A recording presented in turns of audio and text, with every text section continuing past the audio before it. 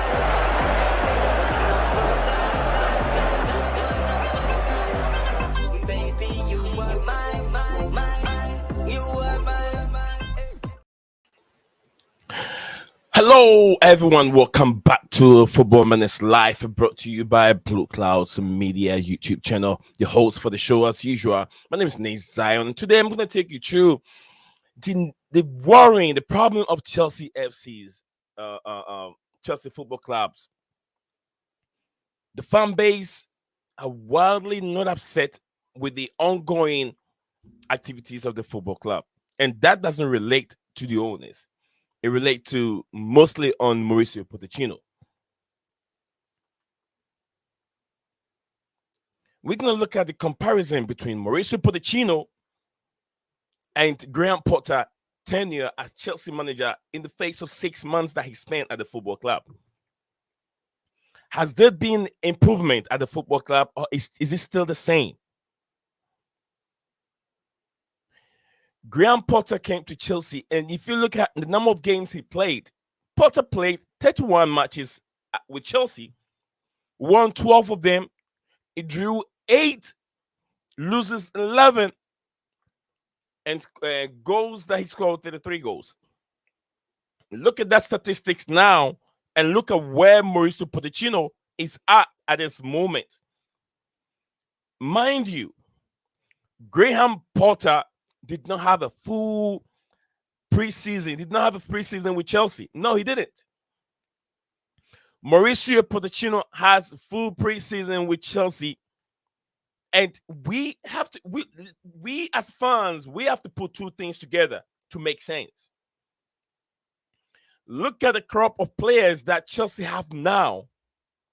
There's no way that Mauricio Pochettino, if he's that good as he is, if he cannot get a tune out of these young players, then who can? I feel like Poch has been there long enough to be able to get a tune out of these young players than he's doing now.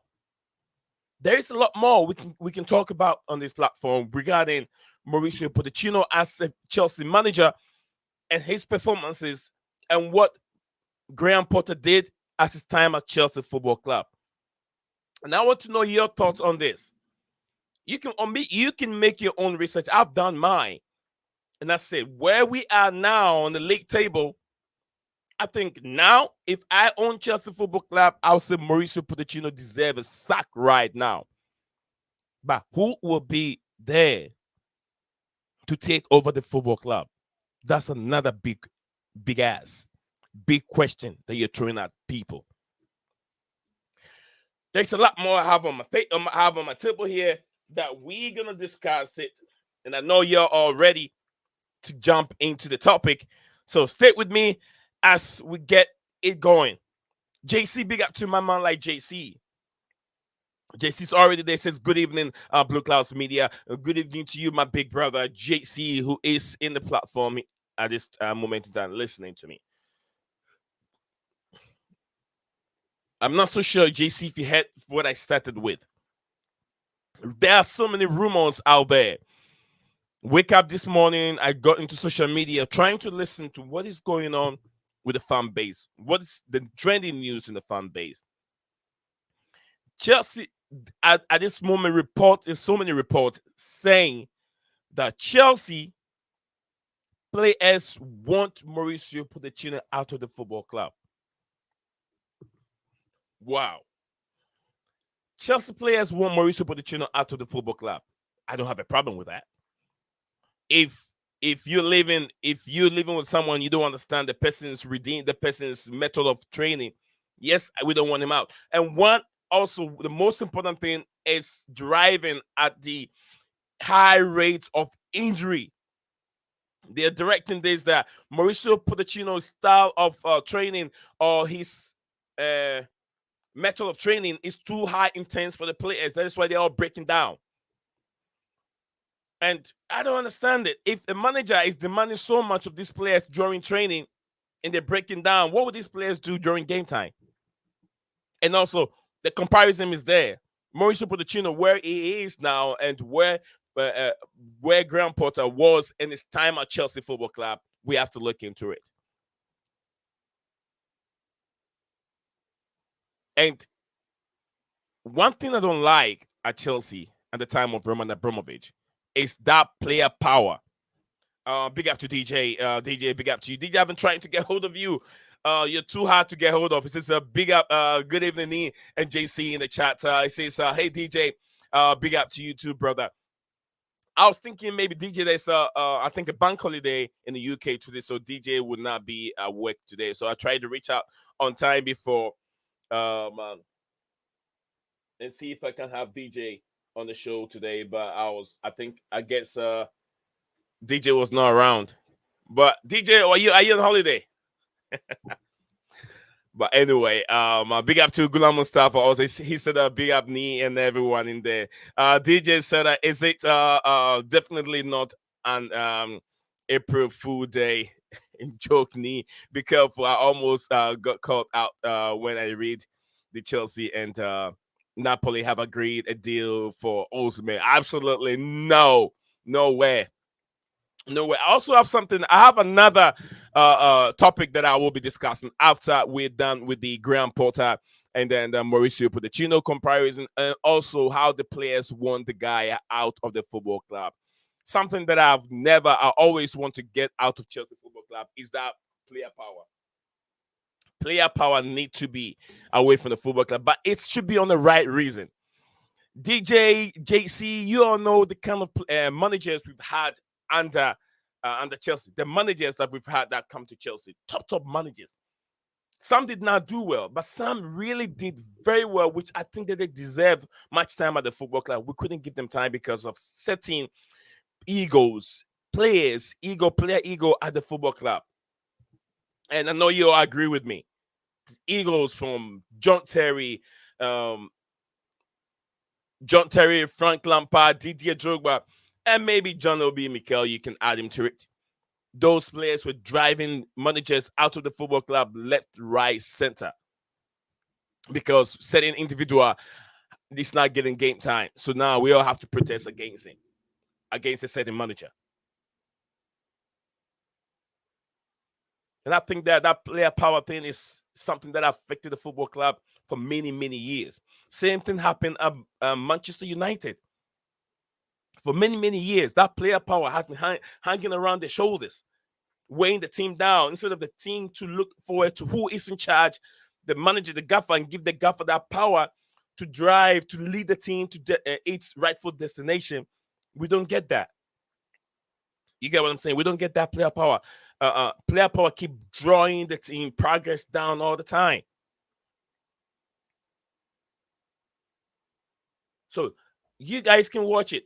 Look at where Chelsea are. League table. How many games? I was trying to let me share the Premier League table right now. Chelsea and Mauricio Pochettino. This is Chelsea and Mauricio Pochettino. Let me share my screen so we can look into. This is going to be just the Premier League. Please, guys, mind you. I just did the Premier League. Guys, let me know if you can see it. If you can see it, I can zoom it in. I think I can zoom that in to get that clear visibility. DJ said, I'm here, bro.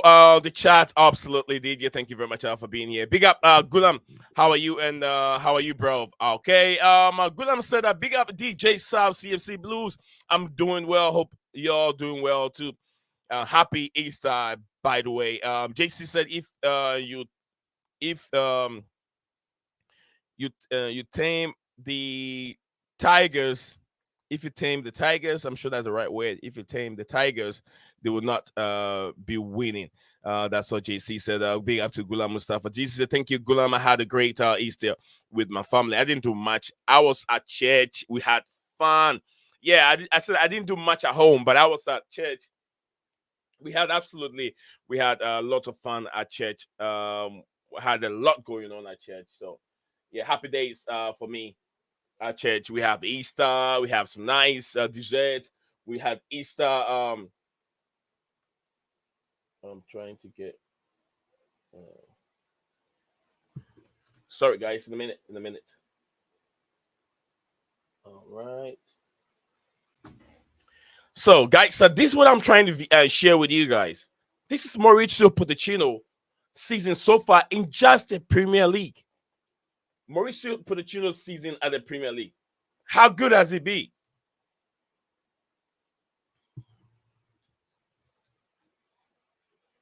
Oh, come on. Okay.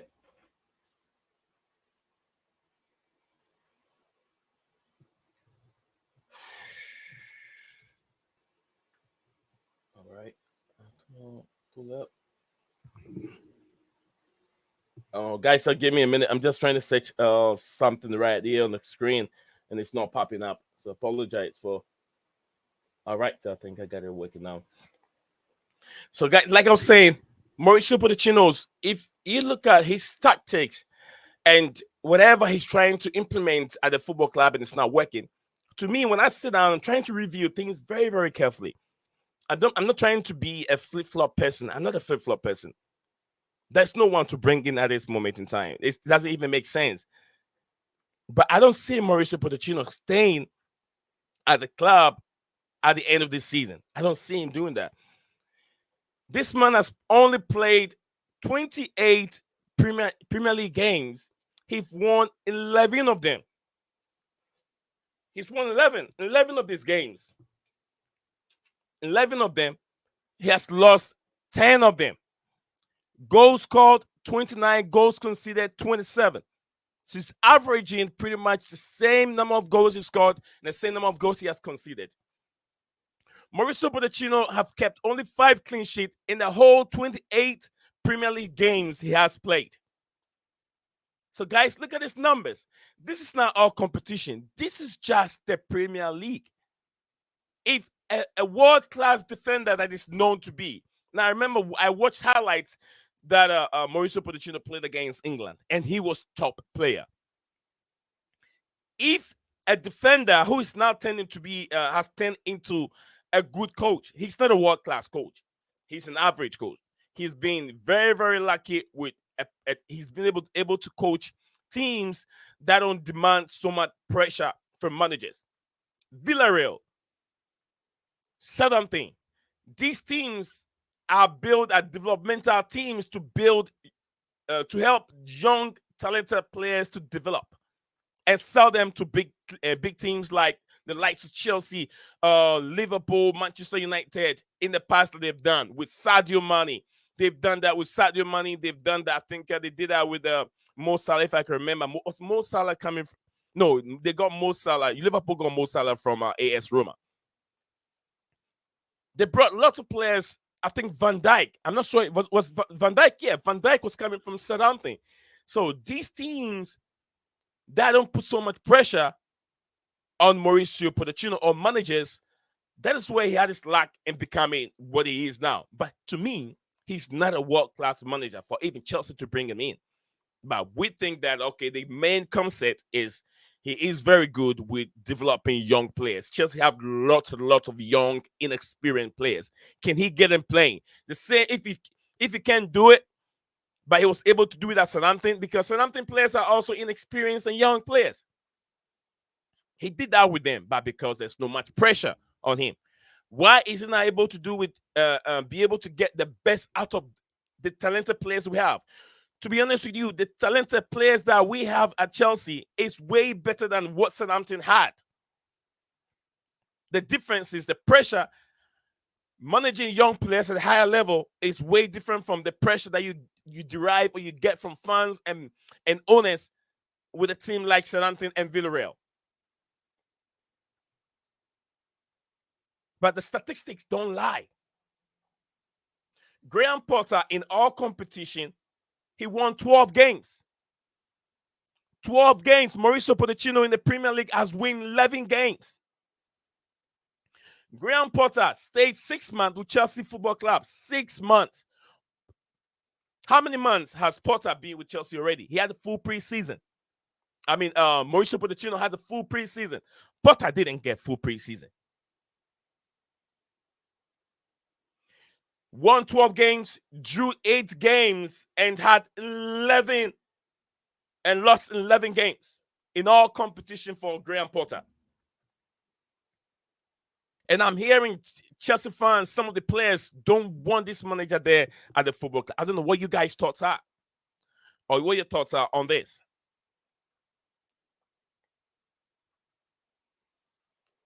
Let me see what you guys are saying here in a bit. Big up to Gulam Mustafa. Gulam said the glad to.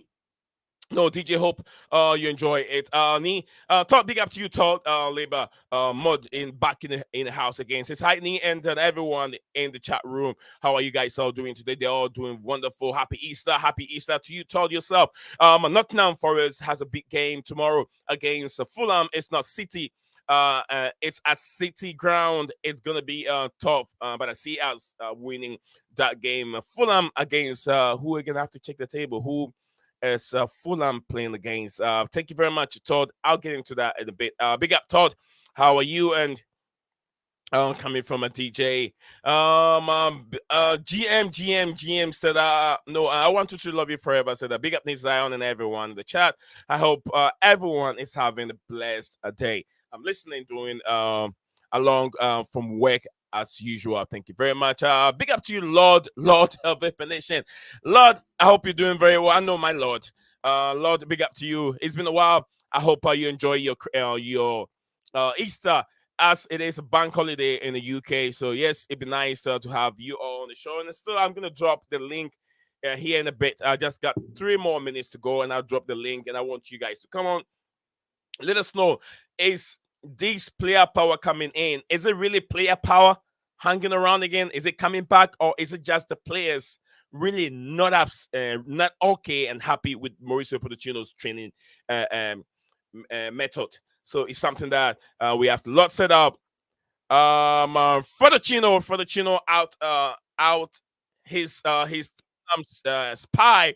He has no control. He's leaving next season. He's a bang average manager coming from Lord. Thank you very much, Lord. I believe so. I don't seem to be a world-class manager like people think he is. He's got lucky. Did very well with Villarreal and some other low-profile team. Big up Todd coming from I Want to love you. Absolutely. Todd, that's good to me. Says good. Todd, that's good. That's good. Me too. Okay, with my family. Okay. I got what DJ is trying to say. Thank you very much, DJ. I want to love you. Okay, this is just LFC for life. Is it Liverpool FC for life? I'm sure that's what it is. It's mid-table. Is this mid-table madams? Mid-table madams. Chelsea, absolutely. We are bottle jobs. This is an absolute Chelsea is bottle job. Bottle job kings. And I won't disagree with you on that. Love hearing about their bottle job team, Chelsea. Lord of Opposition said, why is it that everyone is calling Enzo a good player and now saying Gallagher is the future? See what's happening at this moment.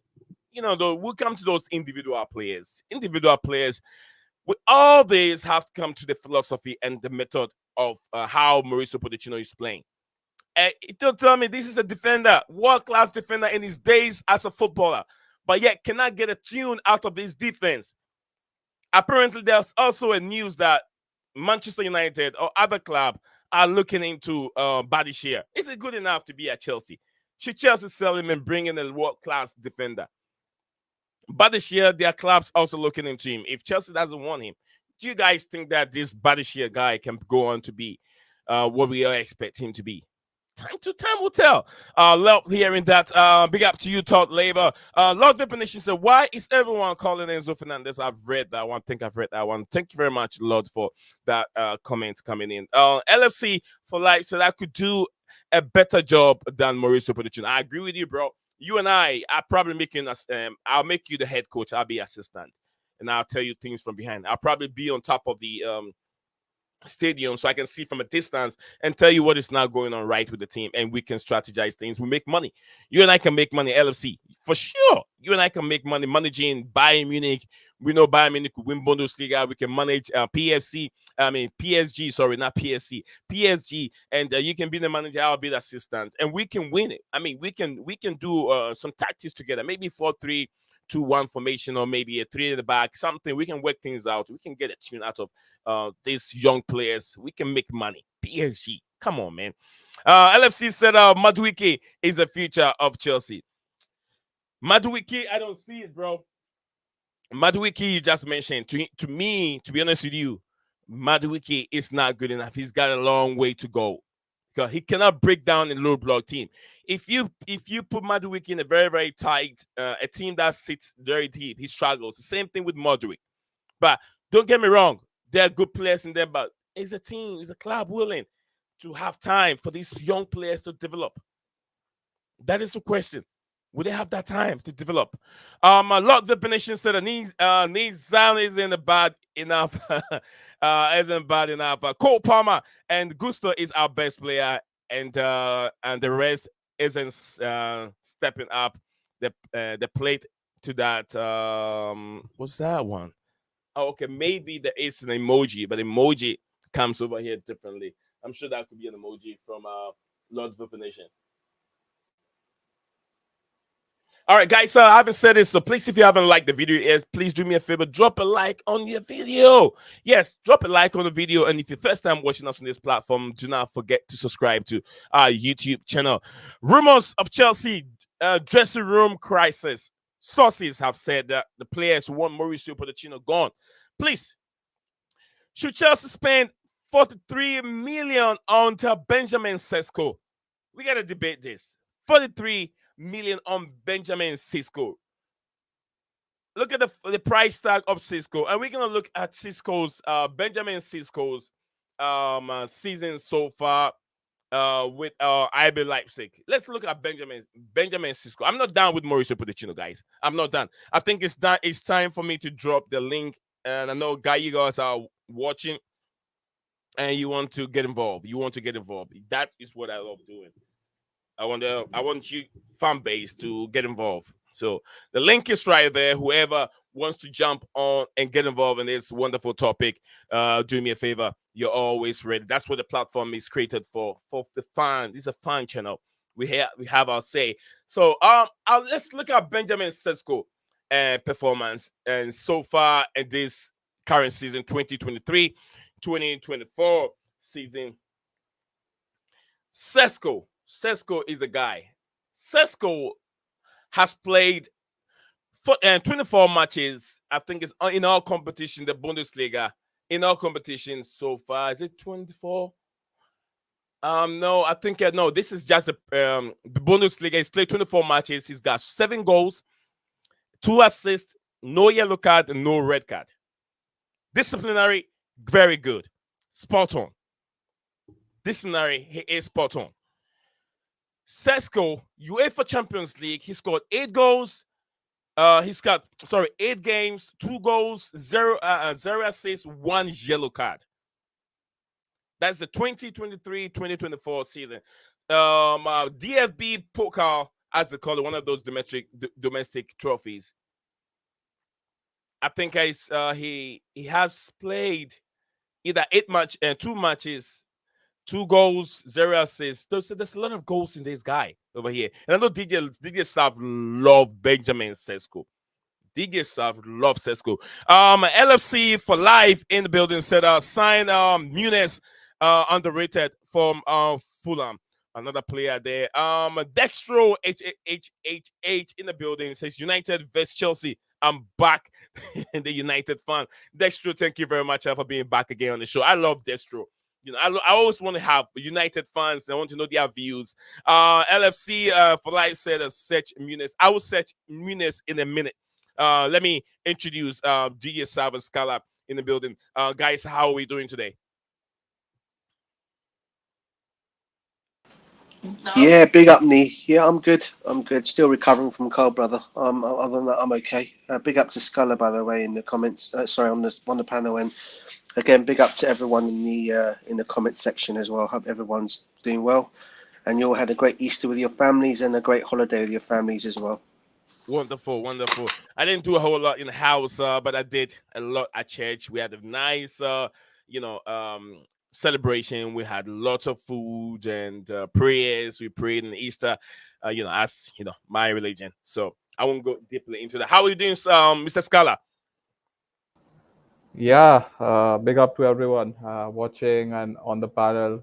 Uh, yeah, I mean, we are the big game is. I mean, it's not really a big game. It used to be a big game, and we both of our clubs used to go for the leagues, but one is mid-table and one can't even get into the top of the table. So that just shows how far we both our clubs have fallen down. So yeah, I'm sure we'll get into that. I mean, surely you can Absolutely. talk about Sesko as well. He's a player which was highly and heavily linked with United when we failed to land Holland, not Hoyland, Haaland, Erling Haaland. So Helen yeah, Haaland, yeah, from City, right? yeah, yeah. All right. It's always nice to have you guys on. You guys are all legends. I always call you guys. Big up to my man himself, Dextro. Dextro is a United fan, and he can't wait. He think that United will beat Chelsea. I don't see that. United are momentorial after the moment football club. They play in sequence. They just wait. They see deep and counter you. That's how United. But look at the statistics. Look at the last game you guys played against Brentford, Dextro, and tell me, were you happy with the statistics? Were you happy at the amount of shots you guys had? Brentford dominated the game. So I think that Brentford, it would have been very, very harsh if Brentford hadn't get a point from that game. But look at United. But let's see. It's something that we're going to talk about, Dextro. Will you do a preview of the game? Absolutely. Why not, Dextro? I would love to have you on the day. I think it's Thursday, right? I'll definitely love to have you on, Dextro. I want to know your view on it as a United fan. What your thoughts going to be on that wonderful game? So, Destro said yes, but Chelsea draw to a team, a 10-man Burnley. I do. That's very, very bad, Destro. That is why the fan base are very, very upset with the Gaffer. We don't see why he can keep clean sheet. His team concede too many goals, too many goals, and statistic will tell you already. But yeah, we'll look into that. Let me go to DJ South. JC said reportedly Alonso has rejected any CFC ideas. Is it Xavi Alonso? Xavier Alonso will never take a Chelsea job. All right. We have Todd also in the building, but let me welcome Todd and ask how he's doing and how his Easter went before I go to Mr. DJ. Todd, how are you doing, sir? Today, how are you doing? I'm doing good, buddy. How was your Easter? It was wonderful. We had a very, very cool Easter celebration at home. I mean, at church, we didn't do much at home. It was just a normal one, but we had lots of people at church celebrating Easter. That was something that I could say it was my day on the Sunday. But yeah, how are you doing? And then how was yours? My Easter was good. It was quiet. I went over to my mom's house. I went up in my room and watched the Final Four while they were cooking. And then I came downstairs and got a plate, went back upstairs in my room and watched basketball. Oh, beautiful. Yeah, b-ball is still going. Basketball is still going on.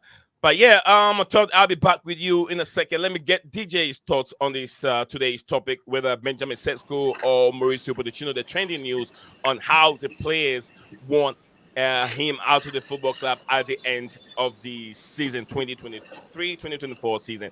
DJ, what's your thoughts on this news, DJ? Doesn't surprise me. To be honest with you, Nee. But like you said earlier on, we can't keep having player power at the football club.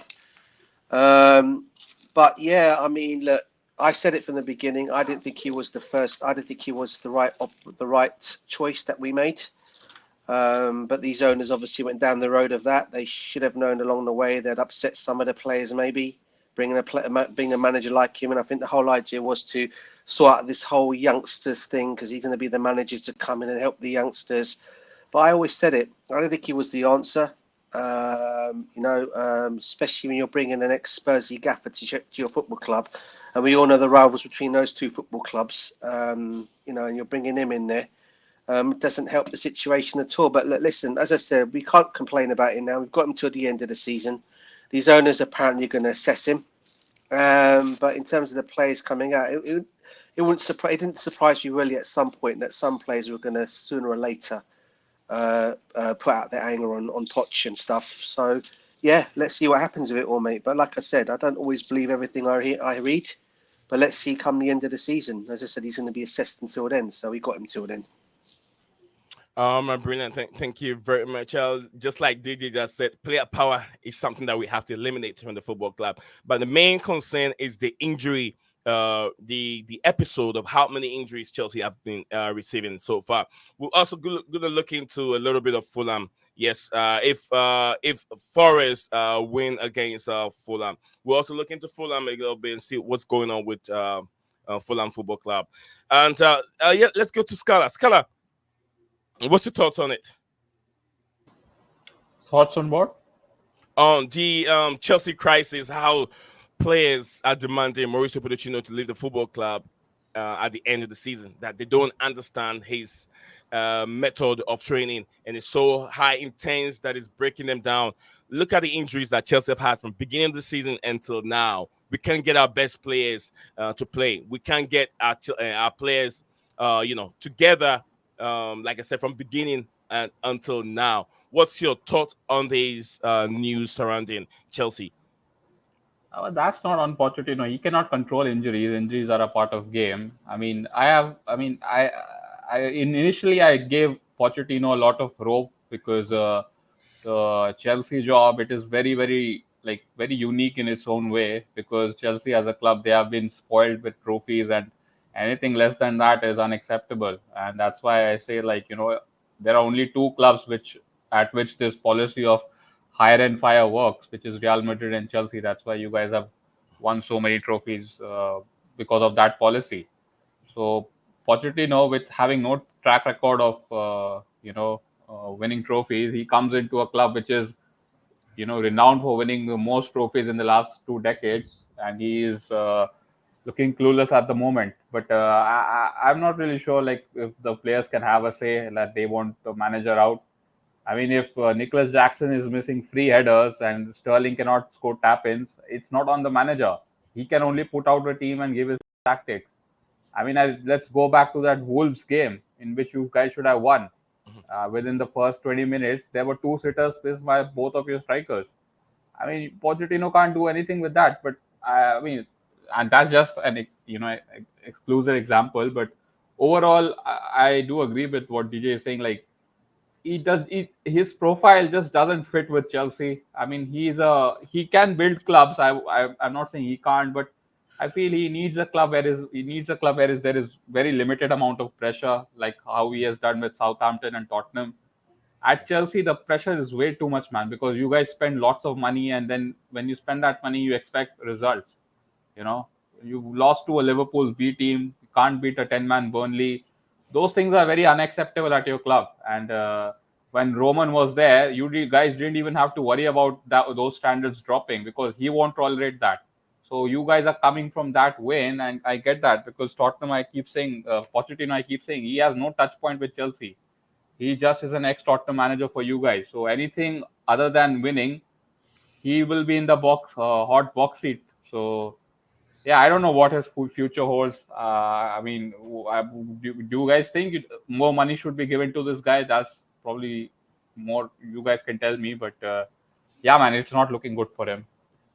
I do understand now what you just said. You're talking about the attacking phase of problem right now that the Yeah, attackers cannot yeah, score convert goals. chances, which is true, which is spot on. Statistically, you could tell you that if those chances that Chelsea have created, if they have buried all those chances, Chelsea would have been probably first, second, or third in the Premier League, which is spot on.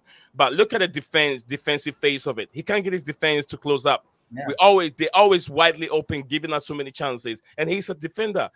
He is a defender in his days, his career as a footballer, but yet concede too many goals. He can't get. Can this guy get the best out of just this talented young players? And I know inexperienced, but then talented, way better than the players that he had at Southampton. If he cannot do that, then who else can do it? Jim. Yeah, I mean that's the thing. Like, I think Chelsea do have some good defenders. I was shocked to see that today's news. I read that Badashil, like you want to sell that guy already. I think this is his first season, and I watched a couple of games initially where you used to play a back three of Thiago Silva, Badashil, and Disasi, and he looked comfortably the best defender out of those three. Yes, I know. I think it was the Arsenal game where he gave up a penalty, but apart from that, I think he was your one of your best defenders. So Right.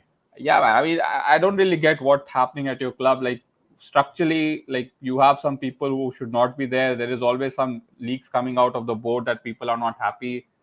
So, and that's probably reflecting on the manager as well. But on the field, come on, man. I mean, uh, I'll be honest. Like with the squad Chelsea have against a 10-man Burnley, you don't really need a coach. The players can Yeah. do even if they do freestyle, they should be beating a Burnley team who have conceded 35 shots in the last 3 games. So yeah, I mean you have similar to United, you guys have to put some blame on the players as well. I mean, not everything is his fault, I guess. I don't know where you guys stand on that. DJ. No, Let yeah, me got, take a little bit from yeah, go.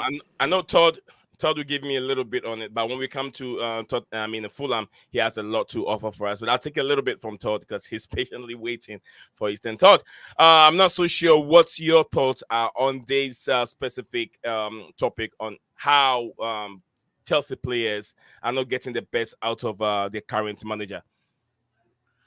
I don't really know. I didn't watch that last Chelsea game. I heard they tied. My group home staff Raphael was watching the game. I was watching Nottingham Forest Fulham, so I can't really give you an answer on Chelsea. I mean, the team has not been performing very well this season. Would you suggest that they keep him, and when the season comes to an end, or would you suggest that they let him go now? What's that? What about that too? The coach. Yeah, the current coach, Chelsea's coach. Yeah, I think they should let him go. Get a new voice in there. Change up the game plan. Change up. See what happens. They need a new coach. Todd in the building. Thank you very much, Todd. Go back to DJ South. Before we go to DJ South, LFC for life. Please let me know the full name of the player that you want me to search on. The Muniz guy. I'm trying to search him, but there's so many people on the internet called Muniz. But let me know more about him, his full name, so I can get that thing on my screen right now. Please, LFC for life. If you can hear me, give me this full name so I can search him up and see what his statistics are all like. DJ, back to you, DJ. Yeah, listen, I agree 100% with what Herbert said as well regarding you can't put it just on Poch. A lot of these players have to take a lot of the responsibility as well for not getting a win against a 10-man Burnley team with no manager on the touchline to bark out their orders, apart from Craig Bellingham, right, who was on there after obviously their manager was sent off. Company was sent off. So yeah, for me it's more to the fact that it's a two-way thing. It's about the manager and the players, because as we said, the manager can't go out there and play the game. All he can do is put out the instructions, and the players have obviously got to go and do it. However, when you're seeing players are not following the instructions of the manager, then you've got to start questioning it and thinking to yourself, are they listening to are they believing what the manager is stating, or what they believe that should be done another way? Because you've got to, obviously for players, you've got to go out there and perform, especially when you're playing a team like Burnley and they've like been undefeated. They've been defeated in the last 3 games. They've had the most shots against them, the most stats. I think they're probably the worst, along with Luton in the Premiership in terms of that, and Sheffield United. When we're drawing to the team like that, yeah, it's not just about the manager; it's also about the players as well. So I'm not going to just knock this one all on Poch in terms of that. So yeah, that's my take on that. Thank you.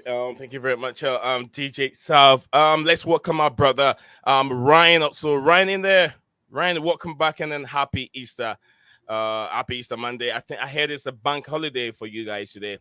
Take us through how your Easter, holiday was like, Ryan. Yeah, thank you, Nee, and hi to everyone on the panel and everyone watching. Big up, Ryan. Big up to you, brother. Big up, Ryan. Thank you. Yeah, it's a bank holiday weekend here in the UK. So yeah, things are very slow and very chilled out, very mellow. And I don't know if you guys have touched on the Arsenal Man City game yesterday, but yeah, what a disappointing game that was. I can't blame Arsenal for parking the bus and defending, and they did defend well, but it just killed the occasion entirely. And I'm not complaining as a Liverpool fan. We're top of the league. We're have a 2-point gap between ourselves and second place now, and our destiny's in our own hands. So let's see what happens in this last quarter of the Premier League. I'm sure there are a lot of twists and turns still to come. Brilliant. We're going to touch bases on that, as just like Ryan said. Thank you very much, Ryan. Todd is. Let me get a Todd back to Todd again. Todd, is there anything you want to share with us regarding your football club and what to expect in the upcoming game? Oh God, I hope we win tomorrow. We need to win. The last game we tied, we're now sitting outside the relegation zone. I just hope we win tomorrow. I really do. We need it. How are the fans taking Nuno Esperanto's style of play? I've been hearing lots of news out there that from the media that his tactics and the way he organized team is always so negative. We saw what he did at Tottenham Hotspur. Is it the guy for the future? Or are you guys just studying him and then we'll let him go in the summer and bring somebody else in at the football club? I think he's just the coach for right now, and I think they do need to get a new guy in there. He's trying to do everything he can at the present moment, but I think they need to get a new coach. We saw so many highlights from Callum Hudson-Odoi. How has the fans taken him, and has the fans really accepted Callum? Oh, I like Odoi. I like him. He tries. They all try. It's just they're not really the best players, but they try every time they're out on the field. They put it all out there. They lay it all out on the field. Moving forward in your football club, which position would you expect? Evangelist, I think Marinaki, if I think that's the owner of the Fulham Football Club, right? Is that him? Or I can't really. I mean, going forward, which of these key positions would you think that the football club should bring in terms of a player to help the team get to a different level? I don't know any big names that are currently out there, but position-wise, into position, attacking, midfield, right back, left back, any other position. Which of these positions that would you think that the club has to bring in a player to fill that role to help the team out? Is it goal scoring? Goal scoring, yeah. So defense, you mean defense is good? Probably needs some defensive help, yeah. Morel can't do it all. I think that's true. The goal scoring is the big problem because you guys have Taiwo Awoniyi that he's out for a period of time, and he needs someone. Yeah, if he's out, you guys don't get goals. So definitely the goal scoring department needs someone there to help him out to get goals. I can't really remember if Ryan, Steven, or Scully, if you guys can help me out here. Is Raheem Jimenez, is it with Fulham or is it with Nottingham Forest? I can. Can't really get the Yeah, he's exact at Fulham, Raul He's Jimenez. at Fulham. Yeah, he's at He's Fulham. He's at Fulham. Thank you guys very much. So, do you think that he's not Fulham, right? Fulham. I'm getting confused here. Fulham and Forest. I'm getting confused. But anyway, thank you very much. Go ahead. Someone was saying something. Yeah, saying Jimenez is at Fulham, bro. Yeah. Okay. So Fulham is a different club, but Nottingham Forest. I'm getting myself confused here. I don't want to get myself as people are listening. So, thank you very much, DJ Saab, for correcting me over here. It's always when you're thinking too much about Chelsea, and Mauricio Pochettino is doing your headache over here. But anyway, I think we're gonna have more. Once we're done, we'll be getting. We'll be fading out the main topic. We'll be moving on to the Sesko news as his release clause has been out. We can talk a bit about it, and then we can move on and talk about the yesterday's game, the big game between Arsenal and Manchester City. Where is Manchester City at this moment? Where is Arsenal at this moment? And what does it leave Liverpool FC? Arsenal did not set himself up to go and win the game. But we'll come to that. I know Ryan. Ryan, I sent you a message on Discord. Can you check in and see if you can find that link for me? You remember the other day, the link we were looking at on the European top players that we Oh, have? yeah. Sure. I'll See find if you it. can get me that link and then send it to me so I can use that for my illustration here. Thank you very much. DJ, we're still more on. We're going to go back to, I think, DJ, we'll go back to Scala and then some more. Talk if you have any more, you can flow. Give if you have more on Nottingham Forest or anything that comes in your mind in terms of the discussion that we have. The Manchester City Arsenal game was boring. It was. I think that was a boring. very boring game to see. Top teams, they couldn't register a goal. I think it's the mindset of Mikel Arteta. He set the team really up to go and defend, not to lose the game. So I think the mindset of a Mikel Arteta, and we know where City are. They're struggling a little bit. They're struggling. Yeah. Erling Haaland doesn't fit in the way they play. But DJ, Yeah. we're still going to be back with Chelsea and Chelsea Football Club again. Chelsea. DJ, what should be the next and the way forward of Mauricio Pochettino? And with his news with the players, why is not getting the best out of these world-class, young, talented players? If I say world class, I don't mean world class in the sense of world class like Ronaldo. But young, if you talk about young talented players, they are world class in that extent. How can he get the best out of them, DJ? It's a tough one to answer, to be honest with you, Nee, because I think I'll give an example. When Jose Mourinho first walked into Chelsea, right, and I know it was a different player set. Different players that get that experience plays. But the first thing he did when he looked at Lampard and co, Terry and co, he showed him his winning medals and he said, "This is what I've won. What have you guys won?" Right? When you got a manager like Poch, who walks into the Chelsea dressing room and all the players are there sitting around and looking at who's this guy, who's this gaffer, why have we got this gaffer and what's he won, what's he done in the game apart from taking Tottenham to a Champions League final, which they completely blew out of their stupidity of playing football in that game and blew it all. You're asking yourself as a player, what's this guy actually won? And and I personally think as I said, I think these players are looking at him and thinking, his training methods for one. I'm hearing his training methods and drills that he's doing at Chelsea are just over OTT with the players. The plays, I'm not saying it's him that we're getting all these injuries because of him, but you can bet your bottom dollar bill some of the injuries that we're getting is because of the training methods that this guy's implementing at Chelsea and what he's doing with the squad. All right, but in terms of why these players look at him and thinking, maybe they just don't have the belief in him. And I think most of us Chelsea fans have said this all along. I don't have a belief in Poch. I just said, okay, he happens to give him an opportunity. He's there. We have to deal with it. The owners have picked him.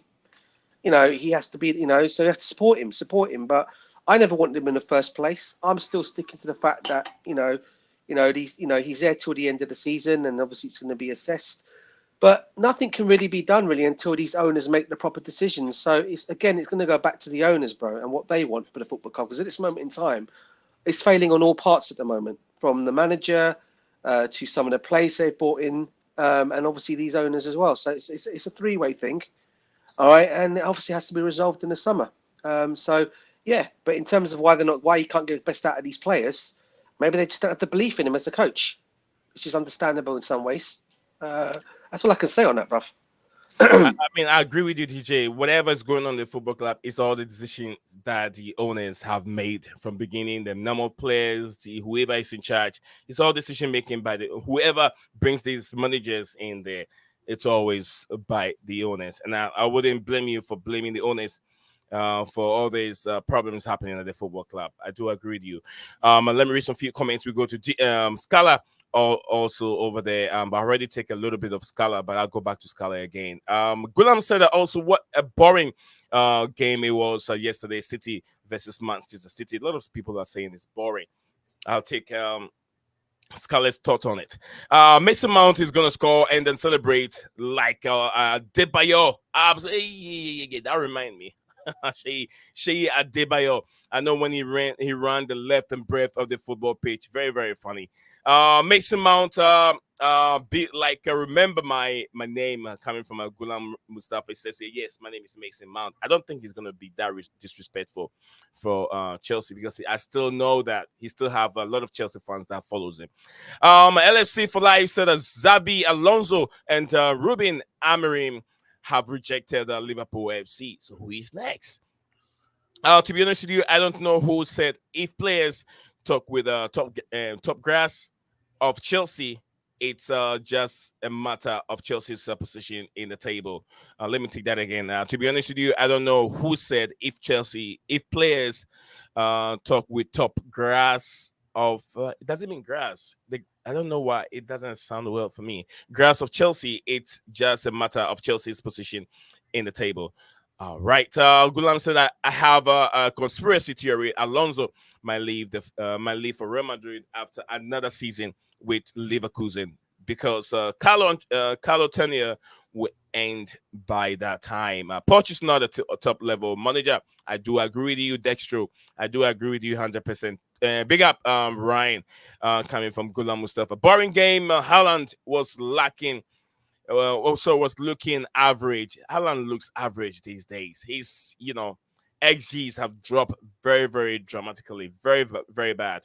Chelsea. My ears are gonna bleed on Thursday hearing that awful chant. Chelsea. All right. Alpha, big up to you, my man. Like Alpha. Guys, please do not forget to drop a like on this wonderful stream. And wonderful. Help your brother out here get its content across the YouTube algorithm, because I'm trying all I can to get it there. We want to be one of the top search on YouTube platform.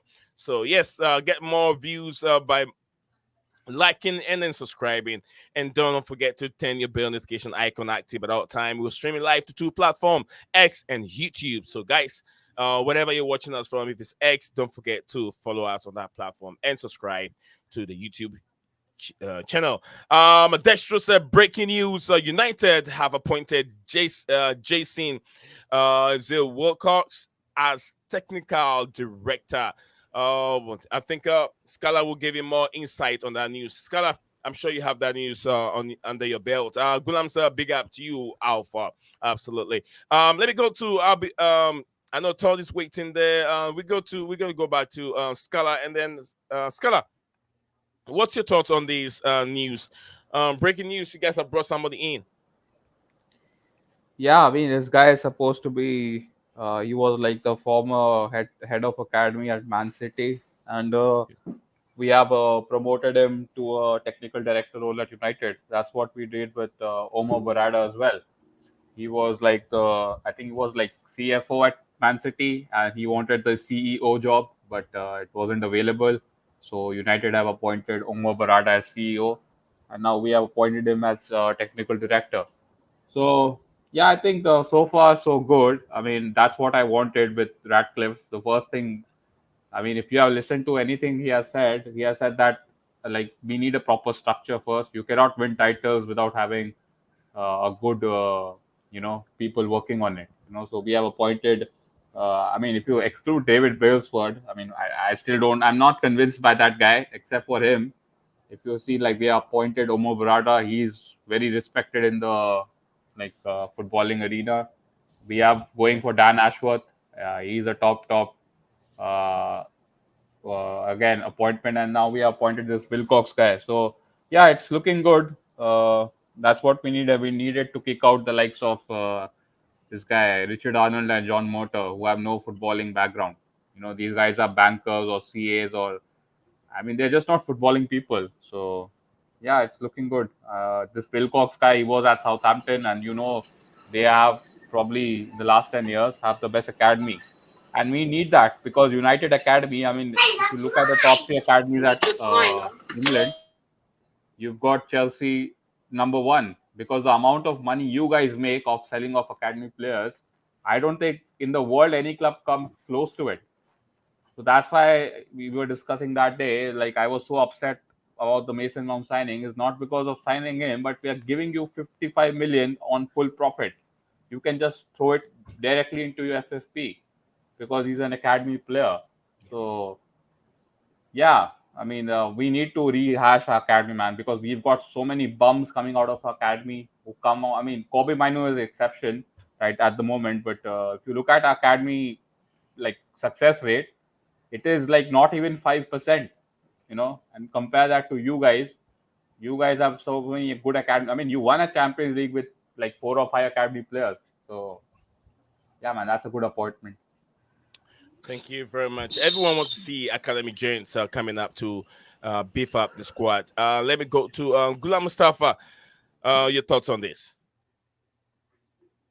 Let me take yours on these news regarding Chelsea. Players want Mauricio Pochettino out of the football club at the end of the season. I haven't had your opinion on that. I'm sorry. Sorry, Ryan. It's Ryan, not Ghulam. Sorry, Ryan. If you can hear me. Yeah, no, I can hear you. Yeah, this, like Scarlett was saying, Jason Wilcox. He was at the academy at Man City, wasn't he, for a while, and then he moved to Southampton, and he was director of football there. One thing I remember reading, and it kind of makes sense, the timeline, that he would have been at Man City when Palmer, Foden, Rico Lewis were coming up through the academy as youth players. And I think I remember some story, maybe Scarlett knows this, or we can fact check it, that Man City were actually looking to release Cole Palmer, but then this guy Wilcox intervened and stopped it from happening. I think it happened a few years ago. I remember reading it.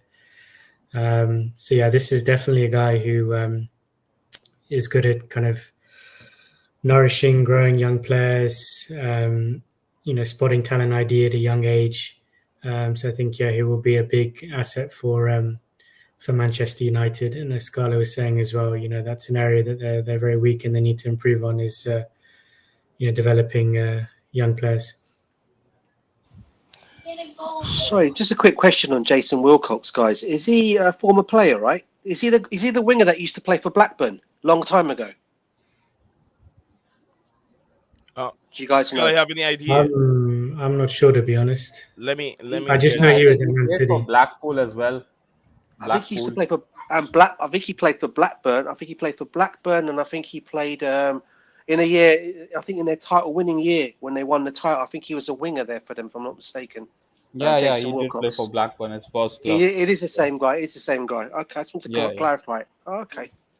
Let me get that news on the screen. So whilst we're still here, Okay. Jason. Jason. Yeah, he was a left winger. Left winger. Yeah. Let me get a Somebody's picture of coming him in so I can. too.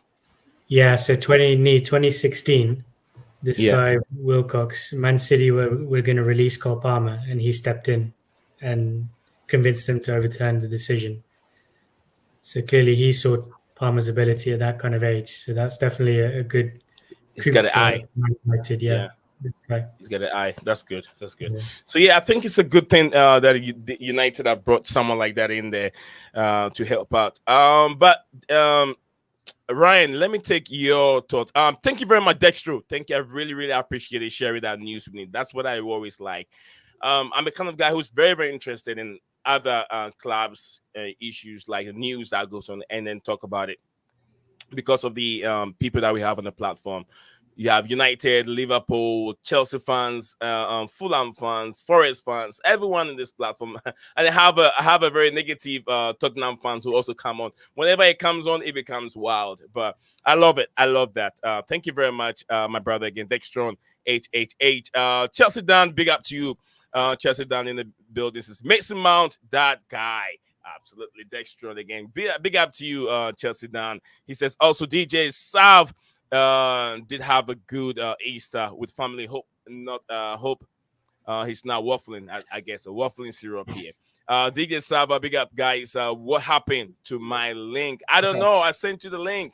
Also smash the like button for my guys. Man like this is a man bro and for my brother and the panelists. Thank you very much, Chelsea Dan. All right, let me go back to Ryan again. Ryan, I haven't got your thoughts on this main topic that I've started with.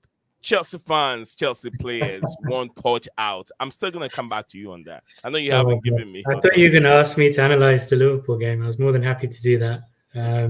So you want me to keep this one away? Just give me a little bit. I'll give you a very brief. Fan power, fan power. Whether it's fan power or player power. Player power, the report I was reading, is that the certain sections of the Stamford Bridge dressing room players want him to leave at the end of the season. These kind of reports are so difficult to, prove whether it's just paper talk, rumors, or there's any truth to it. It wouldn't surprise me though. I have to be honest, just given how inconsistent Chelsea have been in the league and they're out of all the kind of major trophies, only still in the FA Cup, I think. It's such a big squad and there's injuries, so the morale is low and not everyone is playing. Certain players are on the bench. So it wouldn't surprise me if there's truth to it. Yeah. But this is for the owners, obviously, to make the decision now. I mean, thank you very much. I'll take that from you. But then we're gonna get into it. The game yesterday. Let me start from Scala. You ask from. Do you have anything you want to add to it, Todd? Anything you want to add to it before we move on to a different topic? No, I don't have anything else to add. This is non-soccer related. Go Wolfpack. Beat UConn in the national championship. That's all I gotta say. What sports is that? College basketball. March basketball. Madness. Yeah. All right. Have a good one. Have a good Easter, everybody on the panel. Yeah. Thank you very much, Todd. Cheers, Rob. Take care. Nice having you. Nice having you on the show as usual. Take care of yourself. All right. So there we are, Todd, mod for the channel. Dan said in the panel, we don't know why why they cheat for this season.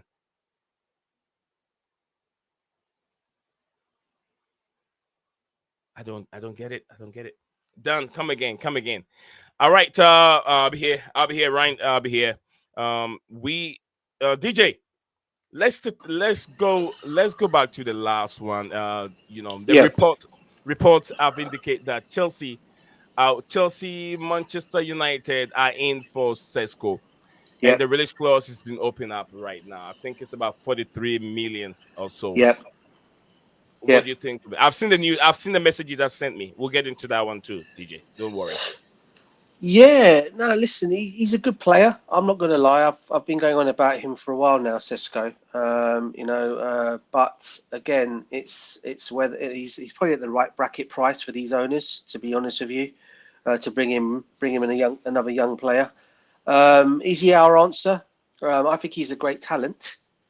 But is he the answer for Chelsea? I don't know. I mean, I've seen him obviously play.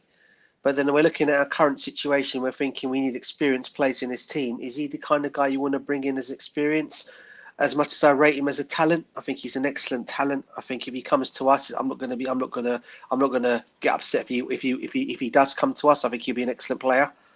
But again, is he what we're looking for at this moment in time in terms of our experience that we're looking for? I probably would say he's probably on the list. Is he my first choice? Probably not. I've already got my first choice already. I think you all know who I want as our first choice. Victor But Osimhen. yeah, Guy Keris at Sporting Lisbon are the other two that have been mentioned as well. And I saw Jonathan David has also come back into the frame as well as another option, which I've seen in the last couple of days as well, has been mentioned again. So yeah, they're all good players that we're linked with. But for me, Osimhen is the one I want. But I wouldn't complain if we were to get Sesko. I wouldn't complain at all.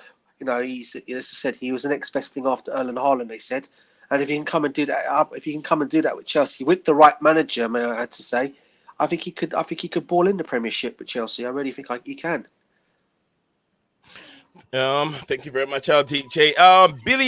Billy shares. Do not take that news seriously. It's just a lot of bullshit and nonsense. It's just garbage. So just throw it in the back. Chelsea's not going to release Reece James to go anywhere, and Chelsea's not selling Reece James. If technical directors or who are there are coming up with this shit, then it looks like they don't know what they are all about. I understand. They don't know what they're all about. So just don't take any interest in this news. It's just a load of bollocks. It doesn't work. Dextron said I watch NBA. Thought big up. Absolutely, I watch NBA, but not too much. There's too much fixed games in there. I want to chill up forever. Said a big up, DJ. Sorry for the later response. No problem. Big I've up been to you. super busy at That's work cool. and not much time to follow along, but trying my best. Big up to Billy you. shares. Thank you very much. I want to love you forever. For even at work and very busy, still listening into the show. Thank you very much. Selling Reece James is absolutely nonsense. Yeah, that is not true. They're messing with us. Thanks, brother.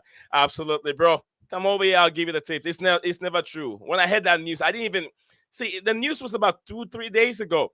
Well, ask me why didn't I make a whole content about it? Because it's garbage. It is garbage for me to waste my unless I have nothing else to talk about.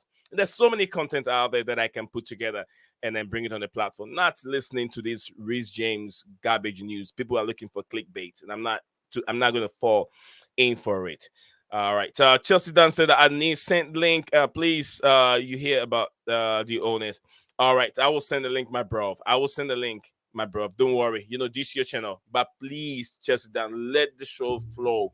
When you say your piece, let others also come in and say their piece. Okay. If you keep interrupting and you don't want to stop when you start talking, it makes I don't know how to say it, but it distracts the channel. I'll let you do that when I want you to do it. But at this moment, we want the stream to flow. So let it flow. Let it flow when we ask you to stop it. Just drop your guns for a little bit. But anyway, DJ Sav has given us his thoughts on this Benjamin Sesko thing. Ryan, Scala, what's your thoughts on this player? He's been linked with Manchester United and Chelsea at the same time. Reports are saying that 43 million on Benjamin Sesko. Who gets him? Yeah, I don't think we And are in for why him do you guys because want him? no, that's the thing. Like, I don't think our name is just being put in there for creating or increasing his whatever. I think he has a release clause, so you cannot increase his value. But yeah, we are not in for him because he has a similar profile to Hoyland, and we already got him for lots of money. So buying another young striker makes no sense. Also, United don't have the money to spend on an expensive striker because don't forget we are not going to be probably getting Champions League, so that's going to affect our finances, and we have other positions to improve. I mean, we do need a striker because Anthony Martial is going to be leaving on a free, so we need someone apart from Hoyland as well. So we'll be probably looking like an experienced striker who is probably in his 30s, like who's not going to be expensive. Someone like I mean that guy Teremi, the Iranian striker. Mhm. So probably in that we'll be Category. shopping in that region.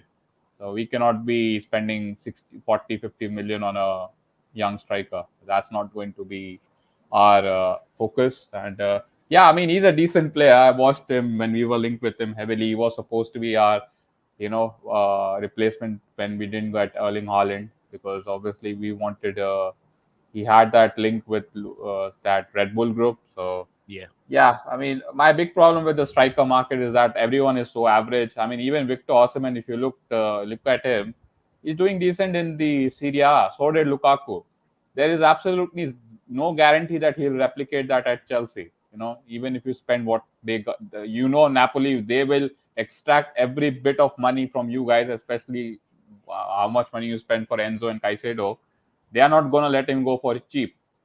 And again, even he will have competition. I mean, Mbappe is leaving. They need to replace that player with some high-profile player. So he could go to PSG. So it's not going to be like an open, way for you guys. So yeah, the striker market, it's so diluted. Like, I mean, I can't. I mean, except for Kane and like even Erling Haaland, if he's not scoring, he's pretty much null and void. We just saw what happened in that Arsenal game. So, yeah, man. I mean, again, if you guys get him, I guess, again, as DJ mentioned, you want to go into this young players route and hopefully they come well in the future. So he probably fits that category.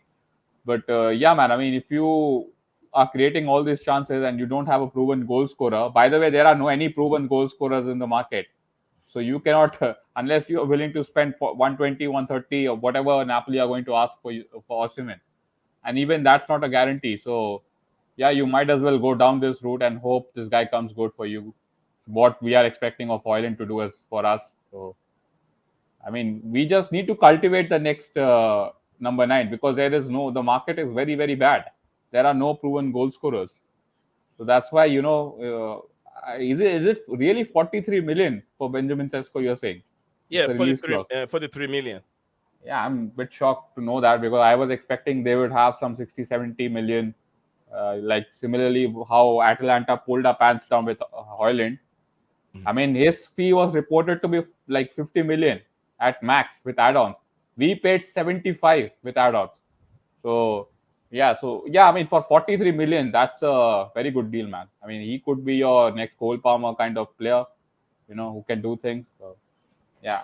I mean, it will still be better than what we have now. Jackson, we all know he's not a recognized number 9, so it'll be a bit better. Some of those chances will be converted. Aren't you going to sell? Have you sold, or are you going to sell this guy Armando Broja? Because that's again going to be full FFP for you guys.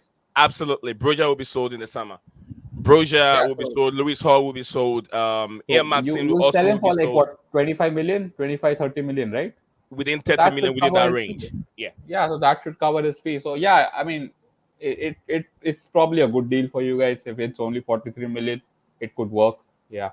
I think Chelsea's even making about 5 million already, even without selling him, because Fulham. Fulham went. Was it Fulham? Yeah, I think Fulham, right? Fulham was supposed to. Yeah, your net spend is always very good because you sell so well, so it's not really a big problem for you guys. All right, JC said Broja to United for 50 million. Homegrown. Striker. Oh my God. Just a quick thing. Sorry, I know you want to go on to Ryan. Just a quick thing. It's interesting. Sculler was saying about Osimhen to PSG. I tell you what. I was going to ask DJ. Whilst you're saying that, is that price tag on Osimhen? Is it really 115 to 130? But you go ahead and you can add that to it. I tell you what, bro. If they want to take Osimhen, brilliant. Then I'll take their next striker, which is Gonzalo Ramos, who's been wasted at PSG since he's gone there. I'll take him to Chelsea in a heartbeat. I think he's an excellent striker. If they don't want because he's supposed to be the next big thing after Mbappe leaves, and if they're going to end up bringing in say Victor Osimhen into PSG, then what's going to happen to Ramos? Is he going to be left out again for another season? That guy's wasted there. They've already wasted this other kid's talent, this Hugo Ekitike, who they've let him go out on loan somewhere. Yeah, they've already got Mwani. They've already got very much, Billy. They've got Mwani. Yeah, they've got Mwani there as well. Kolomwani, so I'm thinking to myself, give us Gonzalo Ramos. I'll take him in a heartbeat. I think he's an excellent striker. If we can't get anyone else. He'll be much better. He'll be much better. Yeah. He'll be much better. If Chelsea wants to waste money, DJ, thank you very much. That makes a lot of sense. Why would Chelsea spend money on Gonzalo Ramos? It's experience. He's experienced, and he is what we need. If Osimhen, to me, 130 million, DJ, there's no guarantee he can make it. There's no guarantee he can make it at football club. You get what I'm saying? Just like Scala also said, it's not guaranteed. DJ, any more you want to add to it before I go to Ryan? No. I don't want to. No. Go on to Ryan, bro. I disturbed him. He was your next one to go. I just interrupted again. Sorry, guys. Yeah. No, go on to Ryan, bro. And yeah, I'll go to Ryan in a second. Guys, if you're looking at the table, this is the chat. If we're talking about European golden boots, are there any player besides, look, Harry Kane, Kylian Mbappe, and what's his name again? I can't even say his name. Sergio Garisse. Yeah. Look at the players there. Where are all these top players? Ryan and I were looking at these players, and I was like, Billy, thank you very much for joining us on the platform. Thank you very much for spending the time with us today. Danny's in the building. I'll come to Danny in a bit. Ryan, Chelsea has been linked with the release clause of a player that Chelsea was linked with or has been linked with, which is Benjamin Sesko, 43 million. What's your thoughts on it? And also Victor Osimhen. High price. They said his release clause is about 115 to 130 million. What's the advice that you're going to give to Chelsea Football Club if you really they want a striker? What would be your advice? Yeah, well, this is a consequence of really a haphazard transfer expenditure in the last couple of windows, where you haven't focused enough on buying a high quality centre forward.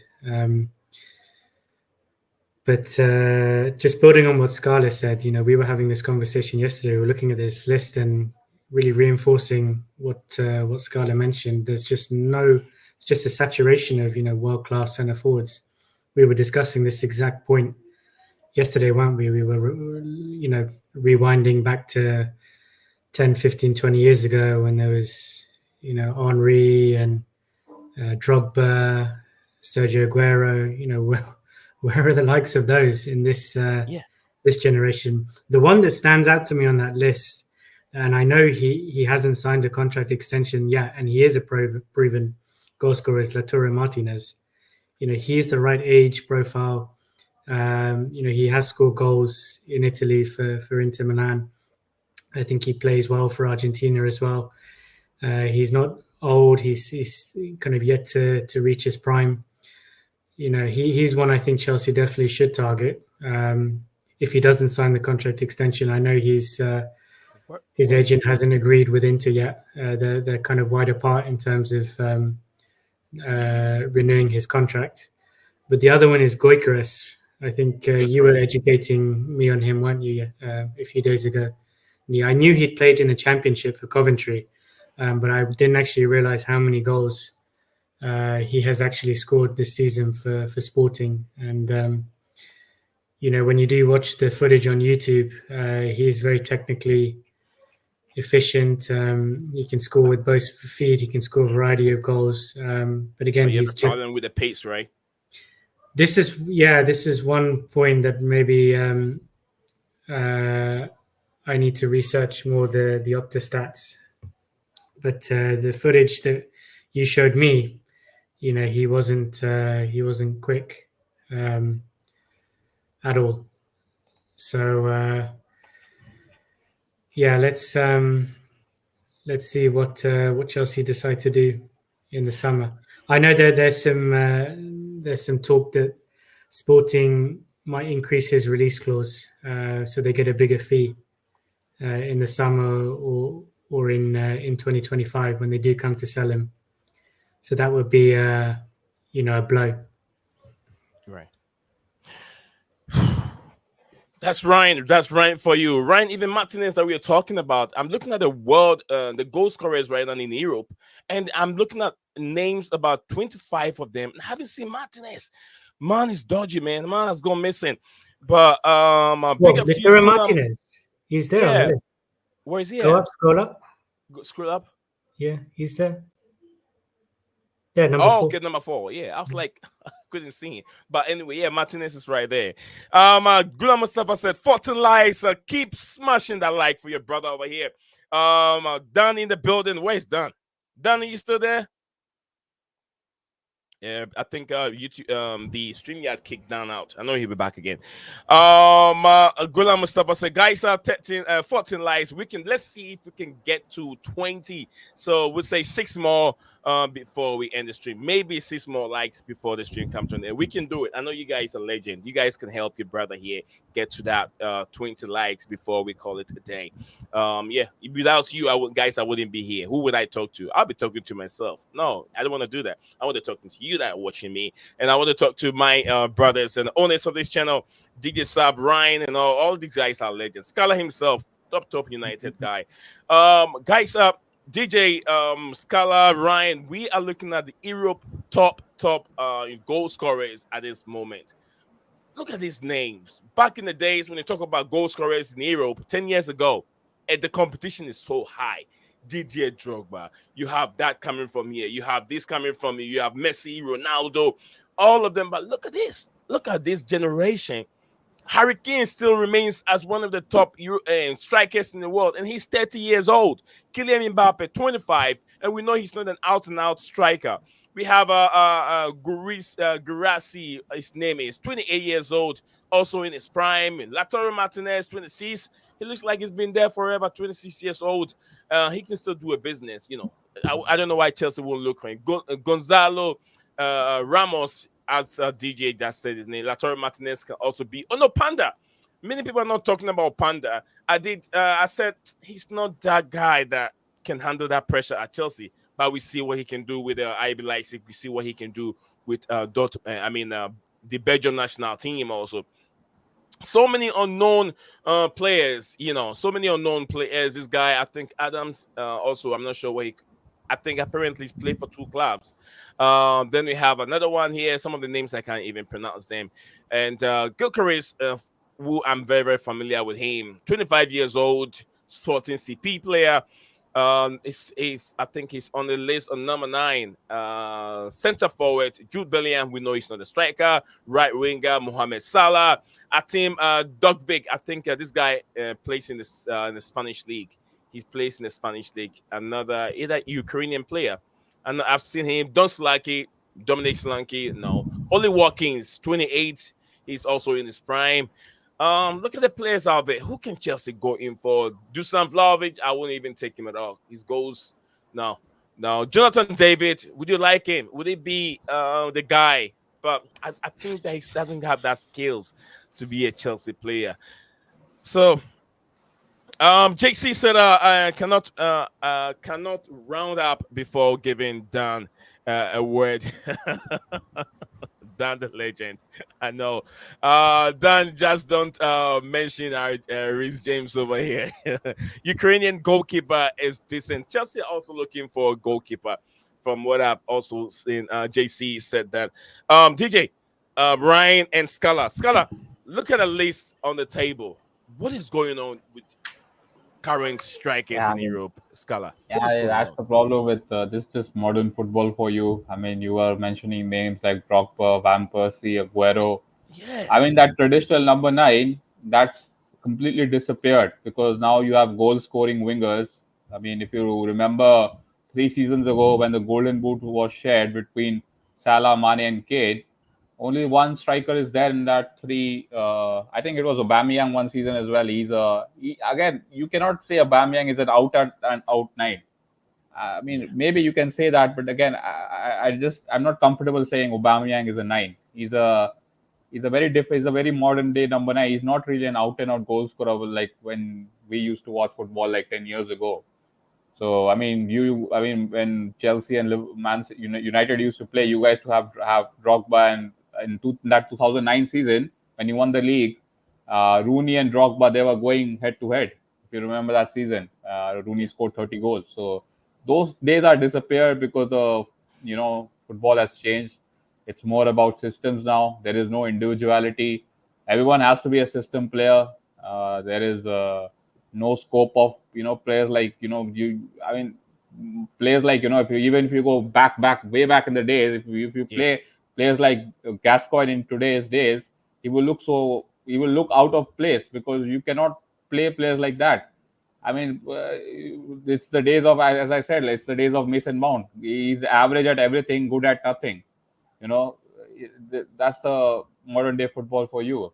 And even Lautaro Martinez, if you look at him, he's not really a number 9 as per se. He cannot play as a lone striker. Every time he has done well, he has played up with a second striker. If you look at when he was doing well, he was Lukaku. doing well with Lukaku when they went to that Champions League final. And even now, they have got Marcus Thuram to play as that second fiddle. So, I mean, if you get him, you can probably work something with Jackson because he can do the running. But yeah, And man, where do you put in Kunku? Where do you put yeah, in again, Kunku? yeah, again, and Nkunku is not really a number 9. He can play Yeah. multiple positions, but not really an outer. So, I mean, the market is, as they say, is very diluted. There are no top number 9s to go for. That's why you're looking at players like Sesko, and you're trying to make him your next, like, the next Drogba or whatever when you bought him from Marseille. So that's the problem. The next number 9 has to be uh, like made. That's why we paid. I mean, even Liverpool, they paid lots of money for Nunes, who again, you cannot say he's. I mean, he's done well, but again, for the money they paid for Nunes, he hasn't produced the numbers which he was supposed to. But yeah, man, that's the problem. Like most of them, these guys are so overhyped. They are not really worth the price tag, and that's why if you look at that list, even only Harry Kane, he's a genuine number 9, and he's Number so 9, good. yeah. Yeah, he's not really, again, he's also not really a 9 because he's passing. He can just play in a team because of his passing only. So What yeah, about man. I mean, Opanda? I have no clue about. I mean, look, if I look at it, I have no idea about 5, 6, 7, 8. I don't know who these guys are. I'll be honest with you. Opanda is lighting up the Bundesliga. I've watched the Champions League. I've watched him play for I mean, so Belgium Havertz in was doing his the same thing as well. If you who? remember, Kai Havertz, when you bought him, he Yeah, was lighting up yeah. Bundesliga, and we saw same goes for Timo Werner. So they do well in those leagues. I mean, Lukaku went back to Syria. He scored so many goals, and the first when he came back to Chelsea, he was missing Inter. So I don't know, man, who you will go for. You guys have to go down that route which we are going down, as in buying these young strikers, and hopefully they come good. Because Thank you. either you do that or pay one, as DJ was saying, pay 120, 130 for Osimhen. So Thank you very much. Scala, Man United, top fan on this channel. He's a legend, guys. Scala, thank you very much for all you do for this platform. DJ, look at the numbers there. What is going on? Is it the new way of developing football players? Big up to you, Andy. Andy, nice to see you here, Liverpool fan. He said on the Badishir and then Reece James up for sale. It's Badishir and Reece James as for sale. Andy, don't listen to that nonsense coming from the those clickbait account. Badishir maybe, but Reece James is out of that news, so don't take that serious, Andy. But thank you very much for sharing that with us here on the platform. JC said, Newcastle need money. Absolutely, Newcastle need money. We will take what's his name again? Alexander Isak. No, he said I just ignore the data. But bro, he's got so many injury. Thank you very much, Scala. Thank you very much. I'll catch you up tomorrow or some other time. Enjoy the rest of the evening. I know it's very, very late and from your place. So thank you very much, Scala. Enjoy the rest of your evening, Scala. I'll see you again. I don't know, but it's like there's so many injury, and I understand you want me to just wave the injury situation away, but look at the injury that we have. We still doesn't have the solution on how to get these players back fit. Players have been out. Fofana hasn't kicked a ball, no preseason. He's not going to kick until next season. Now Lavia is also gone for the rest of the season. He only played 23 minutes? 23 minutes for Chelsea. We spent almost 60 million on Lavia. We've never seen any outcome of him. He's gone. But how do you bring in another injury-prone player, Alexander Isak? Don't get me, talent-wise, he's very there. But if Chelsea can get him firing, that would be very, very good. So I wouldn't rule him out. But can they get him fit and play all the time? Can he get him fit and play all the time? DJ, the tally is right there. What's your thoughts on this tally? Modern day football, number 9s are not there anymore. It's all about wingers. Yeah. I mean, look, it's funny we go on about the modern day football players, I know, and you guys were going back to players from back in the day. I remember the old number 9s from back in the day. You brought in Drogba and Thierry Henry and players like that. Also, people forgot to mention Adriano. People forgot to Adriano, mention, Brazil, Inter Milan. yeah, Ronaldo. You know, all these kind of players that were your natural number 9s that were banging in the goals left, right, and centre. Now, football's just changed. I mean, it's not all about having that proper number 9 now. It's all about they've got to do more. You know, attacking. It's more wing play strikers, I call them. You know, that can go and come off the wing and score goals. So it doesn't surprise me the numbers have kind of like dropped to what they used to be. It's because everyone's changing their game and their way of playing. So in terms of Martinez, it's funny he's been mentioned. Yeah, he's just the kind of player that you need if you're going to play if you're going to go back to the old days of a 4-4-2 formation. If you guys remember the old formation of 4-4-2, then you can go with a Martinez and a Jackson up front. That's how it probably would be. But it ain't going to be. It can't be that way nowadays. I mean, obviously, no one's going to go back to the olden days of that. But 4-4-2, mate. Yeah. So it doesn't surprise me. The way, especially now, the way the players are with their dietaries and all that kind of thing, how they need to play a different style way of playing and score and still being effective up front. But yeah, I don't really have any more answers on that one. Where the nearest modern day number 9 is. I think there's only a few of them less. I mean, you got Sesko, Haaland, Mawani. I don't know if you want to even call Mawani. Is he a natural number 9 up front, or does he play off a striker? Mawani, Kule Mawani? Yeah. He's a striker. He's a number 9. He's proper number 9. Okay. Yeah, proper number 9. Yeah. Yeah, I mean, so yeah, it's a difficult one, but yeah, I mean, that's what we're lacking anyway. We're lacking a number 9 that can score us goals. But I don't even see him on the list, Kule Mawani. I don't even see him on the list. Where is he at? Ryan, did you see Kule Mawani on the list, Ryan? No, I didn't. What was going on? It's at PSG. Page 3, page 4. Yeah, this is page 2, and he was lighting up the Bundesliga last season, and he's not even in the list. Am I missing anything here? No, he's only scored 9 goals this season, and so he's only scored 6 league goals this season. That's all. So Alexander Lacazette is even ahead of him. Is that what they say? Lacazette goals. Yeah, these are the goals. So Lacazette have scored 13 goals. Edin Dzeko, even at his age, 38 years old, I've scored 18 goals. Edin Dzeko. Alvaro Morata has scored 14 goals. Alexander Isak, 14 goals. Gerard Bowen has scored 15 goals. And Simon Benza, I don't know where he plays, probably. I'm not so sure his league. What about Boniface? Is he there? Victor Boniface? I thought, yeah. I saw Victor Boniface. Probably he'll be in the Scala, do you see him in the first page? Victor Boniface? No. I mean, right. Maybe the 3rd page. Victor Boniface. Lewandowski should be there. No, yeah, Lewandowski was in the first page. I think 2nd page, Lewandowski. Osimhen is in the 3rd page. Guys, Osimhen is in the 3rd page. Sorry. 3rd page with how many goals? Osimhen is in the 3rd page with just 11 goals this season. Yeah, because remember, this is weighted by the difficulty of the league. So, like the Saudi players who play in the Saudi league, they'll be really low because they Aubameyang has scored 11. Lower weighting. So yeah, we're gonna pay attention to the first page. That's if any top team looking for prolific strikers, you want to see this first page and get your strikers from there. If they are there for free, transfer, whatever you're looking for. And this is the list. Harry Kane tops it. We're talking about typical number 9s. All right, guys. And he is the best number 9 in world football. I don't think anybody can question that. Harry Kane, yeah. 100%. He is. I don't know why he moved to Bayern Munich. Think he's going to win trophy. And there you are. Trophyless the whole season.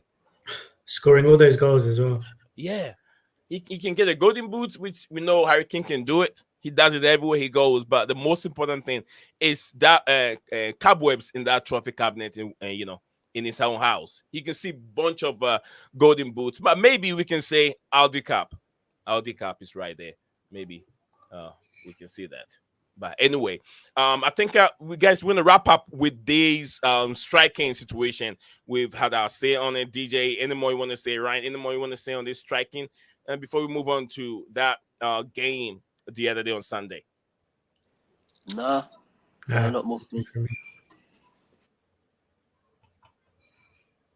Ryan, who are you bringing in as a go? After the departure of Klopp, I'm trying to move on to the next page, but before I do that, I'm trying to get you talking. Yes. No, yeah, I'm more than happy to briefly discuss that. So, Yeah, go ahead. Drop you it. know, Liverpool played Brighton yesterday. So, for some people, there was a little bit of an audition happening there. You know, the Jurgen Klopp facing off against Roberto De Zerbi, who, you know, he could be the next Liverpool manager, given Alonso has snubbed us now.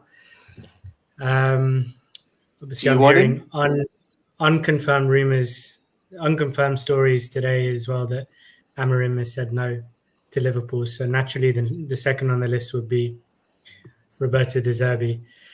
But it's interesting when you compare their management and tactical styles, because De Zerbi is very much about possession football. You know, if you saw Brighton play yesterday, they played very well at Anfield. I think they were unlucky to not walk away with a draw. They had some very good opportunities, even took the lead in the first half. But yeah, his philosophy, De Zerbi, is all around possession football, you know, circulating the ball, patiently building up possession, moving, you know, progressively from defensive line up to the final third, doing triangles with the third man. And it's not easy to play in a Roberto De Zerbi team. You know, you have to have very, very exceptional technical ability. You have to be very comfortable on the ball. You have to have a very deep understanding of positional play. Whereas you compare that to Jurgen Klopp, and we know Jurgen loves 4-3-3. His attacking players have to press. Even the defenders keep a very high line.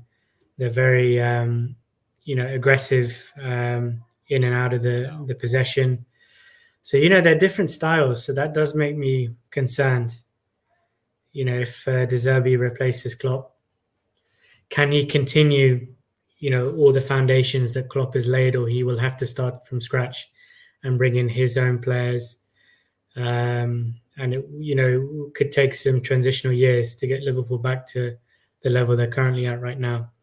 And especially me, as you've mentioned to me many times, reminded me over the last few months, the likelihood is Mohamed Salah will leave Liverpool this summer, even though it's not being talked about that much in the media. I think the fan base and everyone inside the club accepts that eventuality will probably happen. I mean, Mido, if you guys remember, Mido. Go ahead, DJ. Go ahead, DJ. So that's a quick question for Ryan, really, on the Liverpool job situation, and a couple of things. You've touched on some players on Salah leaving, right? On the Amorim one, is he just snubbed you because he's going to be staying at Sporting, or is it because he's going to move on to another job? I'm not sure. It's a good question, because the reports I'd been reading the last few weeks was that he was ready to accept Liverpool. Right. Maybe he doesn't like the fact that he was a number 2 on the list, and because Alonso said no, right, Liverpool have redirected attention to him. Maybe he has other options on the table. I wouldn't be surprised if the Saudi clubs, the Al Nassrs or Al Hilals, are courting him and offering him crazy money. Okay. I don't know the answer to that, but it's a very valid question. Okay, and in terms of Salah and leaving, I mean, is this the same thing going around Anfield regarding Van Dijk as well, or is there hoping that he's actually going to stay? I mean, to be honest, I was surprised he stayed this season. I thought he was going to leave in the summer. Yeah. Okay. Because there were very strong rumours last summer that he was going to leave. But ultimately, he decided to stay. I think he's tied to Klopp. When Klopp leaves, he leaves. Fair enough. That's a harsh one, isn't it? When the Klopp goes, he's going to go. I mean, that's a bit of a... I'm just as interesting that Amorim. I'm surprised he would have turned you guys down, because I think he's, you know, to be fair, him and even Conceição at Porto probably are the next two good managers coming out of Portuguese football. Would you take a Conceição from Porto if you could get him at Liverpool? I was impressed with the way Porto faced off against Arsenal in the Champions League. I was very impressed with the tactical qualities of the players. At times they were outplaying Arsenal at the Emirates, which is a very difficult thing to do. Yeah. Passing around them and being very, very offensive and counter attack. I don't think he quite has the pedigree to take the Liverpool job. I'd prefer to see Alonso or Amorim, if I'm honest. Amorim, especially with what he's done with Sporting and winning the league title, and he is on record said that there are a lot of factors that attract him to joining Liverpool. He says he likes the passion of the fans, the investments we've made in the training and the facilities, and the fact that Liverpool play attacking football. Yeah. Porto are much more defensive. Yeah. They're much more counter-attack. Yeah, it's true. It's true. Yeah, I mean, like I said, I mean, whoever gets a Liverpool, it's a massive job, mate. I reckon you guys will end up getting a good manager in terms of that, and I think it'll be the right choice. But I still wouldn't say, mate, don't rule out Emery still to Liverpool, because until it actually says it's not happening 100%, I won't rule it out, because he's also linked with us as well, with the Chelsea job as well. Yeah. So this is why I keep saying don't rule him out of anything yet, mate, because until it actually set in stone that he's definitely not 100% coming, I won't rule anything out, mate. It's still could be a possibility he could still be your next manager. Yeah, 100%. And if Salah does leave at the end of the season, let's say assuming we do get over the line and win the Premier League, that's 7 seasons at Liverpool, 2 Premier Leagues, 2 League Cups, FA Cup, Champions League. He's won everything. Golden Shoe, he's completed the lot.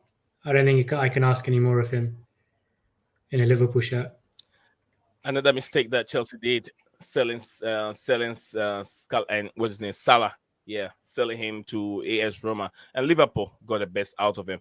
I think Chelsea got him from Young Boys, right? Was it Young Boys, DJ? No, Basel. FC Basel, FC Basel, from FC Basel. Thank you. And then he went to Roma. DJ. Was it Roma? And then we bought him from Roma. Yeah. It was one of the best deals you guys have done, and it wasn't that expensive too. Was it around 40 million? Oh, it was cheap as chips. 30-40 million. Similar with Mane from Southampton. We just lucked out there, man. That's also a steal. Yeah, that's also a steal. Yeah, I mean, you won't get that in today's market. No, you won't. You won't. I say that, but we did similar with McAllister. I mean, McAllister was a genius yesterday against Brighton, and we got him for pretty cheap. That was another really, really good deal. Oh, thank you very much, DJ Sav. And then the Scala himself, the man himself. Ryan Scala is not here. Ryan, big up to you. I have a few comments here. I'm gonna read it. JC said, "Are you forgetting Nkunku?" I think when you were talking about bringing in, what is his name? All right, DJ Sav. Let me get back to you. I guess I'm call over here. DJ. Yeah. Nah, that's all right. That's all right. All right. Andy said on the body shield. I think I've read that one. Good evening, Luca. Good evening yourself. I hope you're doing very well, Luca. Nowadays, everyone wants to play like Manchester City 3-2-5 false 9 stuff. I don't like that. It's very, very boring football, in my opinion. I don't like that. I've said it many times on this platform. Andy, I think there's a no. Okay. Andy said Chelsea staff and medical team. It's a big, big problem. My screen is frozen, so I can't highlight anything. But I know. Can you guys still see me? Yeah, I can see. Yeah. Thank you. Because streaming. Okay, I think I'm back. Thank you very much. Guys, so we're gonna move on to the last topic before we hop on. We're gonna take some few minutes, about 10 to 15 or 20 minutes on this last topic, which is going to be the game on Sunday. DJ, you watch it, Ryan watch it, I watch it myself. How boring was that game? What is going on with Manchester City, and did Arsenal set themselves up not to lose this game? I want to start with Ryan first, because Ryan have built up a lot of points. And before Ryan coming, guys, we still got a lot of you watching us live on YouTube. We are all in. a little will go a long way. A little bit of the likes and subscription will go a long way. So once you have it here, please, I know sometimes we do forget. Don't forget to help the channel by liking it and subscribing if it's the first time watching on this platform. Don't forget to keep your bell notification icon active at all times so you don't miss anything from this platform. So guys, let's get it going. Chelsea, we'll get Chelsea out of the way. Arsenal and Manchester City game is what we're going to review right now. So, DJ, Ryan, over to you. Yeah, I mean, this was billed as the title decider, and there was a lot of hype leading up to it that we were going to expect, two very ultra-attacking teams go at each other, leave everything out there on the pitch. We'd see goals, excitement. And unfortunately, it was a damn squib and basically a waste of everyone's time. It was a waste of 90 minutes of my life. There was, I think, maybe one or two shots on target from both teams the whole 90 minutes. But it was very, very, very disappointing. A game where there was so much at stake. The team that actually came into it with the better form, that was scoring goals for fun, slapping teams 4-5-0, 5-4-1, 5-1. They decided that they were going to park the bus and defend. And they did it very well, to their credit. They were the first team, I think, this season to come to the Etihad and actually keep a clean sheet. So you got to respect Arsenal for that. The centre-back pairing of Saliba and Gabriel Magalhaes were rock solid, and they bullied Erling Haaland. Erling Haaland, he's not having the best season. He really did look like a Championship or League Two player. I think that's how Roy Keane described him after the match.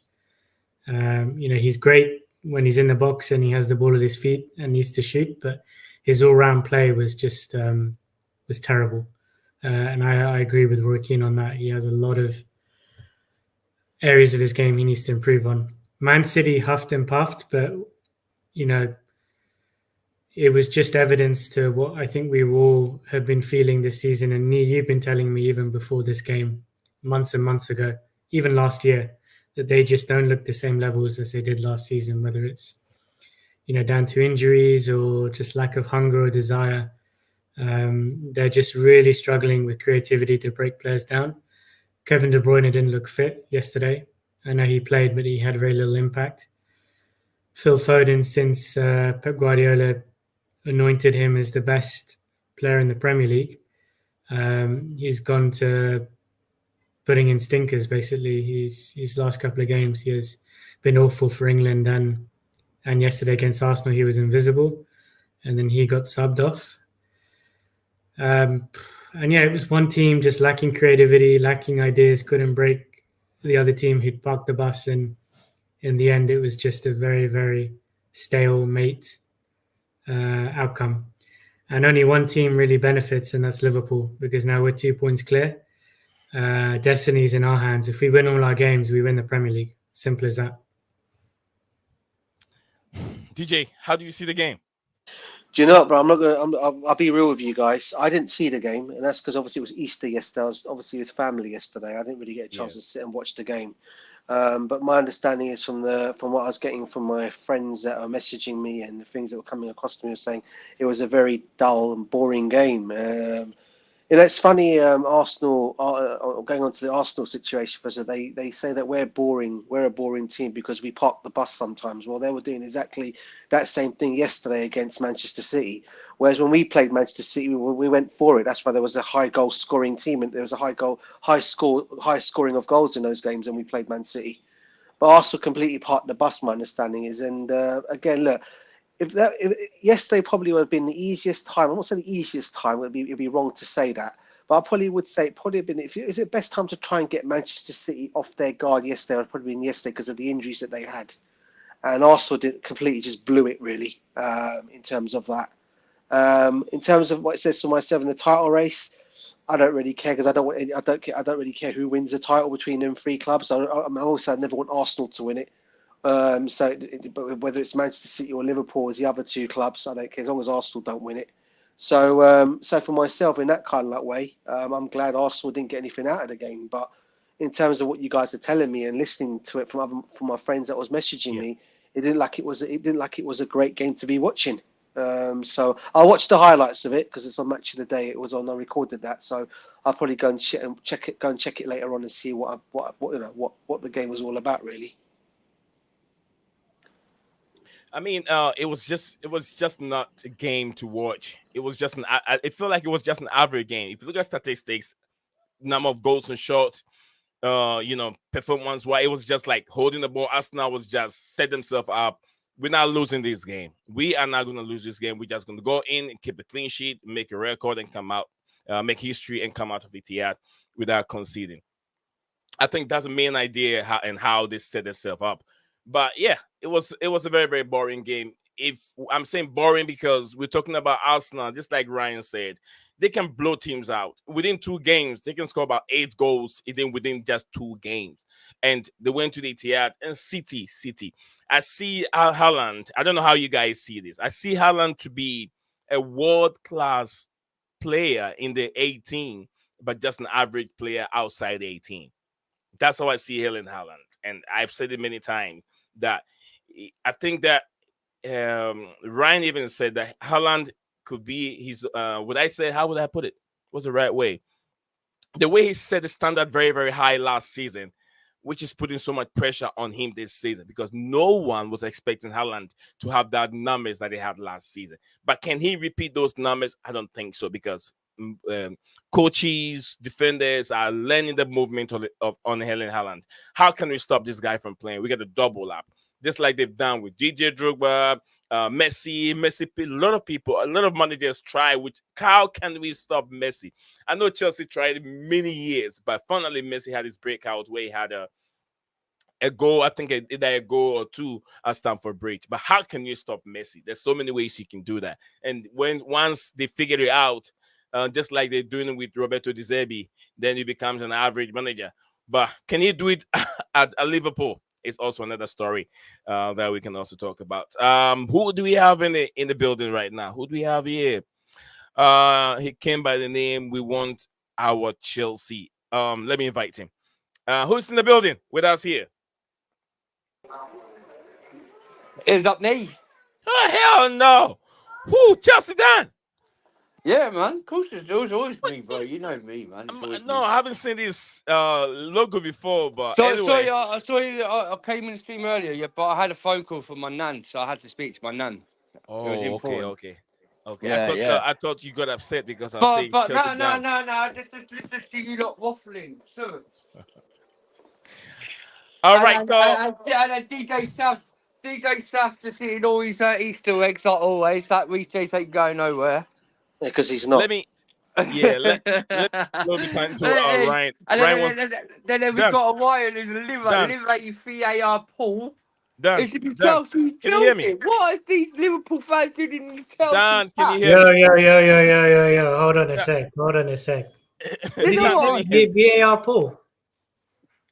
I tell you what, Nee. Dan, is your headphone working at all? Does the headphone work?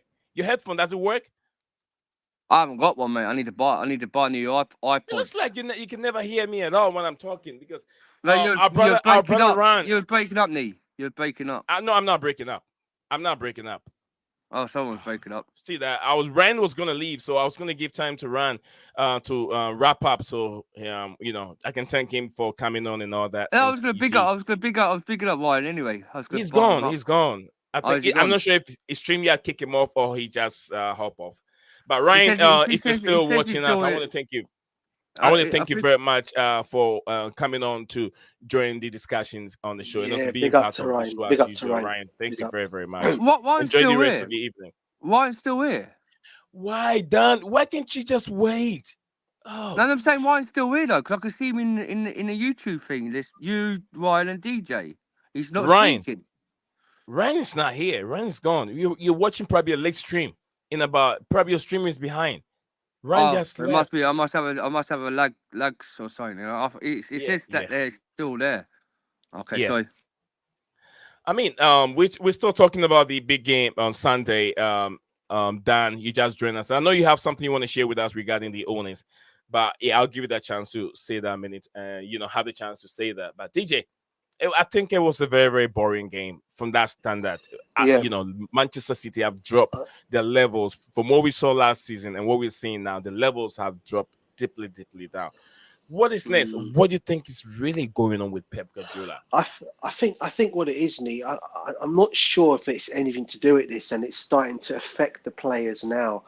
But I think they've probably got some news regarding this 117 charges, mate. I don't know if that's playing over their heads. 115 charges. Yeah. I don't know if it's anything to do with that. If it is, they really shouldn't really get boxed. They should just do what they should be doing on the pitch and still go and try and win their games.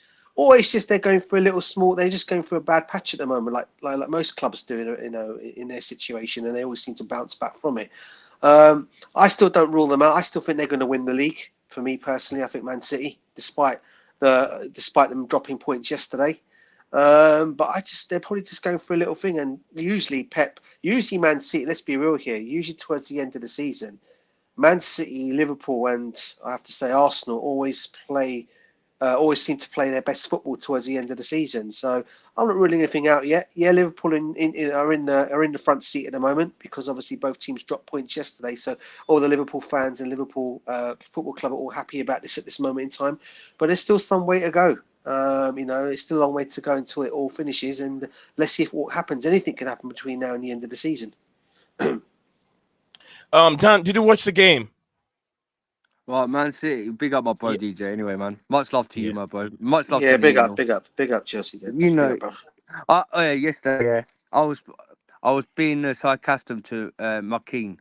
Every single time he tried crash it and try thinking, I was being sarcastic to him. I was just trying to agree to him to thinking what about Reece James. You know me, DJ. I was playing mind games with him, but I did watch the Man City game. I did. As we all know, Lego Merchant, Marco Arteta, right? We know he's a bottle job, FC.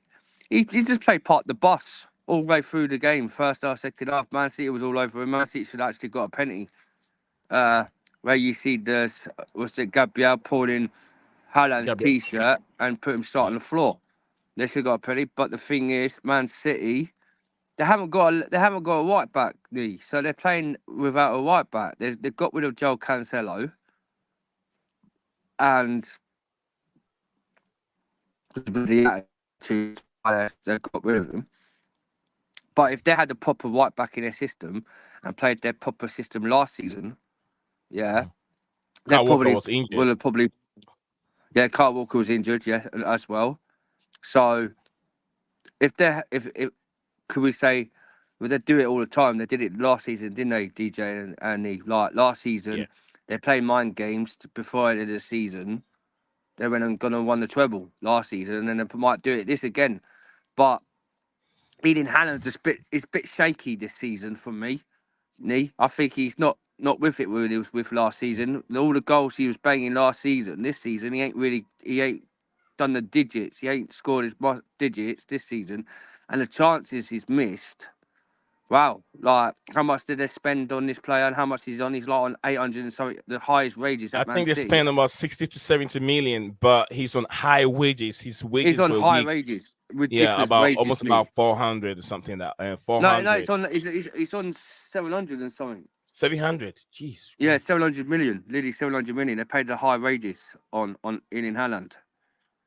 Because I was watching Man City podcast yesterday, and they were saying how much he's on, and just the way he just seems not the player what he is this season. But big up to Chelsea possesses hashtag him out. He waffles so much syrup, he comes out of his own PC. That's what he does. Big up, Coach Hiller. Big up, Coach Hiller. He waffles so much syrup comes out of his PC. Yeah. So we had to be fair, big up to him. We had an excellent debate today on his stream that which is brilliant. I think you guys get a chance to go and catch it. I missed it. I watched it. It was a wicked debate. We couldn't finish it all off, but we're gonna. I think he wants to try and arrange it for another day. But I'm definitely going to be up for that. It's regarding the owners and stuff. Like did you know what? Do you know what? I actually watched it, DJ. Yeah, and do you know what? It cracked me up because this the debate. Yeah. I think why he had to get off because he broke his own PC by waffling so much crap with his headset and with that background was going off on it, like it's crackling so much. That's why I went off early, didn't he? That's why we say Coach Julia hashtag out. But yeah, anyway, carry on from Man City's game. They should have won it. Can we see like Liverpool winning it? They're playing bits like DJ said, yeah. They lost point. Like the thing is, Liverpool, Man City played last 2 weeks ago, didn't they? And they drew, and then now they drew to Arsenal. Liverpool, I think Liverpool could be probably the favourites because, as you know, Jordan Klopp's leaving in the season. And look what they're doing. They're playing like football, and they've got like Diaz coming back. They've got Alisson coming back this week. So, but yeah, apart from that, it's going to be a tough game. I just hope Arsenal bottle jobs don't win it. That's what I just hope for. Because if Arsenal wins it, yeah. If Arsenal wins it, do you know what? We just won't hear $10 2, $3 4, and it's just going to be. I just won't support football. I won't watch football ever again if they win it because we know Arsenal are bottle jobs and they don't win nothing. And because if they win the Premier League, suddenly they're the best club in the world. It's just, Right. But it's just the thing. But it's going to be a good title challenge. I don't think Arsenal will win it because they always stack up at the end of the season. And they're always playing about the squad depth. But we all know that Man City bit. But I want to come to Chelsea-Burnley game. Chelsea-Burnley game afterwards, if it's okay. Yeah, okay. No problem. I'll give you a chance to do that. Dan, would you say that Pep Guardiola, in terms of how long he's been with Manchester City, and also bringing in and then Erling Haaland, which we've seen that Erling Haaland doesn't complement his style of play. If you see that natural number 9, Manchester City barely even cross the ball. They don't cross the ball. So if you have a player of that height, strength, and who is very, very good in the ball, he's very, very good in the air, and he doesn't get supplies, doesn't get a service from the wingers. It's all the ball have to be on the ground. Is it being wasteful, or would you say that's Erling Haaland part? And would you say Pep Guardiola's long time, as far long he's been with the football club, is it over now with the dominance with him? Is it about time that they part way with Pep Guardiola and bring somebody else in? But before you come in, let me acknowledge our brother Chelsea Perspective. Big up to man like Chelsea Perspective in the building. Says DJ hashtag me and hashtag Dan out. Why is Dan speaking like a nice person? We all know how Dan is. Dan is never nice. Very, very cruel sometimes. Excellent question. Excellent question. Thank you very much, Chelsea Perspective. Dan, you had my question. I heard your question. Yeah, go for it. I'm always nice. You always know I'm always nice. I'm always a nice person because your brother's back. Coach Chilly he's quality of the Chelsea fan base. He's always on ball. Coach Chilly yeah, no. Let's go back. Like you say about no. The start of plays is there. You've got to understand me, right? Man City's not the same as the profile of the system. When they had Rio Mares, where you see Rio Mares in that system, he used to cross the ball. Now they've lost Rio Mares. They lost a few players, didn't they? Who else on the wings last season? Raheem Sterling, Rio Mares, and who Gundogan. else? Gundogan is going to Barcelona. Yeah, Gundogan. That's it. Yeah, so they haven't really got the system what they had because Gundogan. Cancelo. Cancelo. And who else? Laporte. There was another. Emery Laporte also left. Yeah, Laporte. Yeah, he's gone. So and then Kevin De Bruyne's been out. Then Kevin De Bruyne's been out injured half of the season. Then he's come back. But is Haaland being wasteful? Is Haaland being wasteful at Manchester City?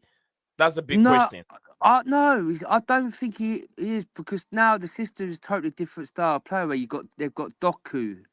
Jack Grealish, they spent 100 million, don't hardly get playing, and they put Phil Foden. And as you know, Phil Foden and Doku are not really cross the box. Where before you had Rio Mares dribbling and he used to cross it in. Where Doku, you see him he likes to dribble around the players and then put it into the box. Yeah, he doesn't cross balls. He doesn't cross. He don't cross because he can't cross. That's why he can't cross. He don't. If you actually watch him play, when was the Sheffield United game? You go watch the Sheffield United when he tried to cross it. You probably remember DJ when he tried crossing the ball and it went wide straight out of the pitch, over like kicked it wide. The guy Doku can't cross, so Yeah. so it's hard for them to try and cross the ball in for Erling Haaland, where you got Doku. So they haven't really got they haven't got the replacement for So Gundogan. the answer is he's being wasteful because they're not playing to Helen Haaland's strength at Manchester City. He's very Yes. wasteful because he stays in the game sometimes 20 minutes without a touch on the ball if he doesn't come forward. Yes. Trying to get in because that's his style. He doesn't. It's being wasteful at the football club. DJ, It's been wasteful. Like, what I'm trying to say is the like. They let's haven't let's got wrap up they on the haven't Haaland got- and let's go to Pep Guardiola so we can else we'll be in the but same Pep, place. you Not see, moving forward. with Pep Guardiola, right? Like what me and DJ, like we all know, they've got 115 charges, yeah. And anything happens by now till end of the season, if the FFP, if they find out if Pep, because Pep came out of the confidence, if he finds out they've cheated He's the going. system, he's gone. He's definitely gone. And that's what we're hoping for, fingers crossed, because we know that Pep Guardiola is a good manager. We know that he's won he's won so many Premier Leagues with Man City, but he's also won one Champions League with Man City. When he was at Barcelona, he had proper like Lionel Messi's carrying him. He had like the Biscuits, Sergio Biscuits. He had proper. Biscuit. Yeah, is it Biscuit for the CDM? Wow. How many biscuits exactly. you eat in a day, Dad? Exactly. Busquets. Yeah. Busquets. Yeah, Biscuit. Xavi. I can't. Xavi. I can't pronounce. Yeah, Xavi, Busquets. Yeah, Xavi, Busquets, Alonso. He had Iniesta. He has Iniesta. Iniesta. He has He had Mascherano. Mascherano. He had really good players at But Barcelona. people don't give the credit to Gullit. Gullit, who prepared the team for he had Messi and all those players working under him. He prepared the team. The players were already there before what's his name took over. You get what I'm saying? Then he had Ronaldinho there. You mean Frank Rijkaard? Yeah, Frank Rijkaard. Frank Rijkaard. So I always He was get manager. confused. Then I he had know, it's easy. Then he had Ronaldinho there. He had like Kaká. So the thing is what was Pep? You sort of like try to say Pep's lost his style of play. I don't think he has, man. I just don't think the criteria what he's brought in is not as good as what they had last season. They haven't got Rio Mahrez. Like, but they can't have Mahrez forever. They can have Mahrez forever. And everyone claimed that Pep gets the best out of each and every player he brings in. But I think the wrong profile of a player that Erling Haaland in, it's wrong for them to bring that player in. He doesn't suit the way he plays. Because Haaland cannot dribble. Haaland is not the guy that can dribble a man or two to score a goal like Didier Drogba, Kumaguero, like Lautaro Martinez. Haaland wants to run on the shoulders of defenders. And if that true ball is not coming in for him, Haaland is wasted in the whole entire 90 minutes. He is wasted because you're not feeding Haaland. He wants to run. He wants to head the ball. And you have Silva holding on to the ball. If what's his name again? Our player that we sold to Germany and he came back to Manchester City, the midfielder. Yeah, I know. Oh, the one we sold. To Germany. He's back with City. De Bruyne. Oh, Kevin De Bruyne. If De Bruyne doesn't give him those services, Haaland is gone. He's wasted. We don't see the best of Haaland. Well, we all know that Haaland's going to Real Madrid by next year. He's not going to Real Madrid. There's no room for Haaland to go to Real Madrid. There's no room there. There's no room. No, where's the room? Where's the room? In the Manchester United clause when they signed Erling Haaland, there's a release clause that Real Madrid have favourites to come in straight away and get Erling Haaland to Real Madrid. Who said that? No one said that. That's actually facts. There is a clause. No. Let me tell you why I said there's no room for Erling Haaland at Real Madrid. Let me tell you why. Let me tell you that. One player. DJ will even come in. They're killing Mbappe over there. Well, Mbappe won't and be there's playing Hendrick. striker. There's Hendrick also in there. But Mbappe won't be playing striker. They've already spent money on the player. You've also DJ got coming. Rodrigo and Vinicius Junior as well in Yeah, that but team as well. Rodrigo be Husulu. sold. They It's have not- Husulu also Rodrigo's over there. They getting call sold him this season. DJ. You know Really? Rodrigo's Husulu or getting sold. whatever they call him. Osulu. Hosulu is the Yeah, name. Osulu. They Yeah, got too many yeah. players there before Erling Haaland. Erling Haaland don't have any Yeah. future at Real Madrid. No future for him there. Honest sir. to truth, Yes, sir. yeah. That Yeah. there is a clause. There is a clause of Real if Real Madrid Madrid will goes not to trigger Eden that clause. That clause is Yeah. broken. It's now there's no room for Erling Haaland done. I understand the clause. Maybe there could be a room for him at Barcelona. There's no room. do you want to do a bet that he goes to Real Madrid by 2 years? You're gonna lose if you do a bet. You will lose. I ain't gonna lose. Do you want to do You a will bet? lose. Mark it on this four Okay, corners okay, of your building. You will lose. I'll Dig this do out. a bet Yeah. on you, yeah. I'll give you a 10-0 head start on We'll do a bet. FIFA. I'll give you a bet, a 10-0 head start on FIFA 2024, yeah, the FIFA FC Oh 24, God. yeah.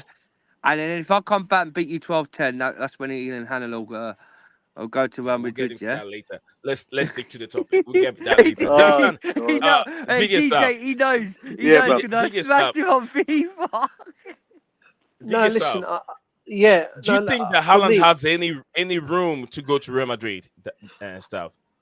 no. I mean, not at this moment in time. He doesn't. I'm not sure about his release clause down the line of 2 years. I know. But let's be real here. It's not just Real Madrid that can pay that release clause. If any club that can pay that kind of release clause, Yeah. he'll go to that football club if they meet it. But I can't see, for example, I'm just saying this, and I know Mr. Bowley and co won't do this anyway. But if Chelsea were to go and break that release clause on Man City, he could come to Chelsea if he wanted to, because that's the release clause they've asked for, and 100%. Chelsea can come. But they're not going to do that. We all know that. So let's make that real here. They're not going to do that. I So mean, the main they- reason they- why Chelsea didn't get him was But- his wages was too high. That's why Chelsea Yeah. didn't get him. yeah, Yeah. that as Chelsea, well. Chelsea didn't go. Chelsea didn't. There's no. If you actually go back and listen to Eden Haaland after the cup match when he had the press conference here in that game, there was no rumours that Chelsea was actually going to go get Eden Haaland because he came out and said Chelsea who? What rumours about me going interested in Chelsea Football Club? There was no rumours about getting Chelsea from Eden Haaland at Dortmund. Did you say came out Haaland of said it. that? Did you Yeah, say Eden Haaland Haaland said come that? out that video. He came out after the cup game, after Borussia Oh, Dortmund's game. Dan, Nate, listen. I watched Sometimes the you game. bring the news out like you're just new. Which player that has signed a contract with a current team will I go watched the on game. air Okay. and go and say, okay, I'll be willing to move to this team? There's no player on earth that will do that because you have to respect your parent club. No, There's no Haaland is going to say, okay, I've been linked with Chelsea, so I'm going to Chelsea. There Go was ahead. there was a video after the game, after when he was speaking after Borussia Dortmund game, after the Dortmund game, right? They asked him a simple question about next summer. I hear that there's Chelsea. There's a Chelsea rumor that you're going to Chelsea Football Club, right? And he came out and said, "What news about Chelsea? I haven't even heard anything about Chelsea interested in." Obviously, he's going to deny it. Dan, Yeah, everyone will but deny it was it. true. Like, Neve, it's true. We weren't no way interested in Haaland. Bro. Chelsea Come was on. interested in him. Chelsea was interested in him. Because if Chelsea you'd was. think if we really was interested in Haaland, we would have got him. And because of Roma and Famifics weren't allowed in Chelsea for the last. He was banned in London for 2 years. There's no deals about getting him at Chelsea Football Club. There's no such thing. This is what This is what we have to talk about in the fan base. We can't do it because if we was going to actually go get Eden Haaland, we could have gone and signed him. If it was true, come on, Lee. We would have got him. I don't know that. Listen to what JC said. You said, do you have a night boat here? Hey, JC, you're the night bot, bro. You're the night bot. Just remember that. You're the Reece James. DJ, I don't want to be talking about myself. Like DJ, look at what Dan is saying. Do you expect Erling Haaland to come and then say, okay, he doesn't? Do you think Erling Haaland didn't know his next move yet? Would you say that he didn't know that Chelsea were interested in him? No, listen, I don't think. I mean, look, any player. I mean, I think we all knew that. They'll deny it. You know, yeah, they'll deny it because I think these players already knew. I think he already knew in his own way, and from the talks that were going on between his father, who used to play for Manchester City and Leeds United, we all knew that from his father. Is it Alfie Haaland? Basically Yeah. said that his son, Yeah. that his son will be going to Manchester City, and that once that was coming up, because everyone know his dad is his agent for him. He was always going to go Man City. Didn't he play? Didn't he play for Barca? Didn't his dad play for Barca? Did Alfie Haaland? I think he played for Leeds. Yeah. Man City. That's when he got. That's when. That's when. And I think he had. I think towards the end of his career, I think he may have had a lot. I'm not sure. I've got to double check. I think he might have had a last spell, or one of his spells was at Barca. I can't remember. I know Leeds and Man City definitely. I think Nottingham Forest he played for as well. If I'm wrong, correct me if I'm wrong. No, as well. DJ, but he played As his well. last game at Man City because what's his name from Manchester United broke his leg, didn't he? Broke his leg. That's when he played. retired. But he did play for Forest, Leeds. Yeah, he did play for Forest. And he played for Man City. I don't think he went any. I don't think he played for He Barca. didn't go nowhere. After Man City, that's when he retired because he got his leg broken. Yeah, what a player! Who was it for Man United? I think it was I think it was that King. One of the guys from Manchester United broke his leg.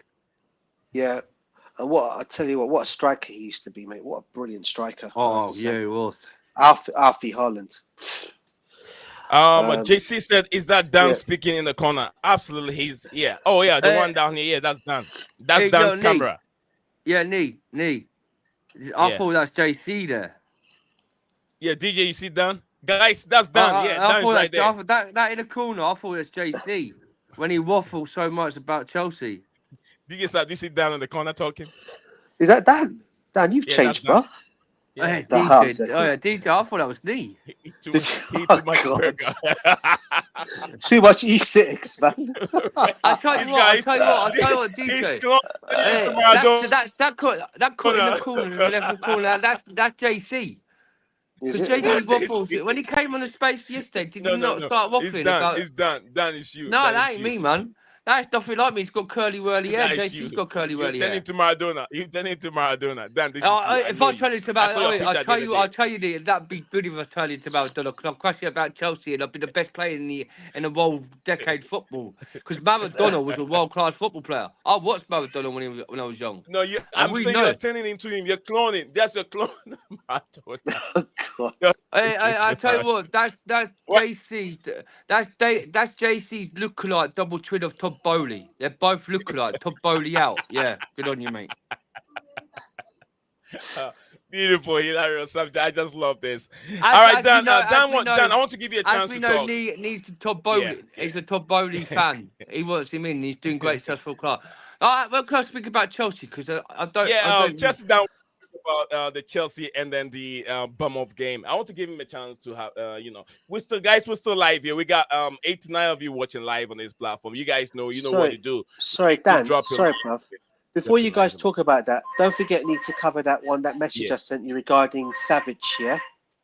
I don't know if you covered that already, that message I sent you. I don't know how true that is, by the way. Oh, what Savage? What's about it, DJ? What about Savage? Yeah, Milinkovic Savage. Let me dig into it real quick. Let me dig into that real quick whilst we're here. Let me take the screen off. So it could be April Fool's Day, but like I said, I don't believe. Yeah, I'm sure it could be every year, every transfer season, whether January or summer. Milinkovic Savage is linked with Chelsea. He's linked with Manchester United and Manchester City. He never moved. Finally has moved to the Saudi League, and you think Chelsea is going to look into the Saudi League and bring Savage to the football club? And also there's a breaking news. Yeah, next year Pochettino is getting sacked, and we're getting that Brentford's manager in. Do we give you the picture? I'll send you the picture. It's April Fool's Day. Don't listen to it. DJ, it's April Fool's Day. Yeah, it's April Fool's Day. Everyone's. I know, bro. I know it is. But in terms of there's loads of people on Twitter saying breaking news. Sky Sports has announced. Yeah. Did you see? Did you see the other one that Chelsea have agreed a deal with Victor Osimhen? That was another one that was mentioned today. Yeah, He'll yeah, I sign saw till that one, DJ. I saw 2030. that one. That's He'll sign till still, 2000. He'll sign till 2030 on a contract. I'm like, nah, yeah, that's it's April going Fool's Day, man. PSG. Come It's on. going PSG. Awesome, man. It's going PSG. I tell you what, bro. I said it already. I'll take. You know, I'll take Gonzalo Ramos from them if he's not going to get a chance. If he's not going to get a chance there, that boy 100%. is wasted. He's wasted with PSG, bro. He's Yep. wasted, man. And And also, hope. I'll And the other take thing, the other striker for PSG. No, who no. was that for? I bet he's quite good. But Sorry, Nee. Again, no rumor. This is but That's I okay. personally don't think, right? And this is Yeah. between. I personally don't think Victor Osimhen is a Luis Enrique signing. And if he ends up going down there and PSG are just bringing him to sell, whatever it might be to replace, I don't think he wants him because he's got Ramos already. Don't be surprised if Enrique might get out of PSG come the summertime, bro. Let him come straight to Chelsea, man. That's what I'd say. If we can get him then. See, DJ, the only way I can get into this news is if I've seen other top one of these top media out there putting up maybe a conversation from Ben Jacob or maybe a Cancela tweeting something about it, then I'll take it like, all right, I'm gonna start taking this serious. But I haven't seen any people, and I'm not so sure. I'm not so sure about this account. What's this account? They have 18.9k followers. I think I don't know, DJ. I don't trust this account. I don't You trust it wanna either. I said it's April Fool's Day, bro. That's what it is. Yeah. April Fool's Day. I said it. And also Fabrizio that came out of it because he's a proper Chelsea transfer market person. Who? Fabrizio. Yeah, Fabrizio. No. Fabrizio's always tapping into other people's messages and tweets all the time. Where was Fabrizio when David Ornstein broke? Where was Fabrizio? Hold on. Where was copies Fabrizio? Yeah, where was Fabrizio? An old brown envelope. Where was Fabrizio when Ornstein broke the Enzo Fernandez news? David Ornstein was the one that broke Enzo Fernandez news when Chelsea did the deal. YouTube live. Before Fabrizio came in. Before Fabrizio also tapped from Fabrizio did a YouTube live. He's the one break the announcement about Enzo. Then that's when David Ornstein came in. No. Look, let me tell you, Dan. I was live that day. I remember every transfer window. Let me finish it, Dan. Remember, every transfer window will go live from almost about 4 hours until the window closes. I was live and I was monitoring every day, everything. Stephen and I we were monitoring. As soon as Ornstein broke it, a few minutes later, then Fabrizio also broke it. We were monitoring those two. We want to see who is really the top of those two. Ornstein broke it before Fabrizio broke it. But I'm not taking anything away from Fabrizio. He's doing a marvelous job. He's doing absolutely good job for this transfer thing. But sometimes it does a little bit of a tapping. Okay, Nick, it doesn't give the credit to those people. But go ahead, Dan. You can have your say. Well, David Ornstein was actually in a time in Fabrizio's chat, texting in on his YouTube chat saying, "Where's this Enzo's deal?" Soon when Fabrizio come up breaking news, Enzo is now officially, because Enzo even said that it might collapse at Chelsea and there's nothing signing. And 10 minutes later, he goes, Enzo's announcement has now signed for Chelsea Football Club. And then Ornstein was actually in his YouTube watching him, put in the chat, is it announced that Enzo's, and then that's when Ornstein went and copied Fabio saying it's now broken that Enzo is now official Chelsea player. Can I just also state another thing regarding about the Enzo Fernandez deal? Not many people know about this, and I don't know if you guys knew of this at all. Only because I knew it was true. But Christopher Vavell got a deal for Enzo Fernandez up and wrapped up for 80 million. For 80 million, that deal was wrapped up, and he got the deal sorted, right? But for whatever reason or another, when Stanley and Stewart decided they wanted to get involved in the deal, okay, are you guys there?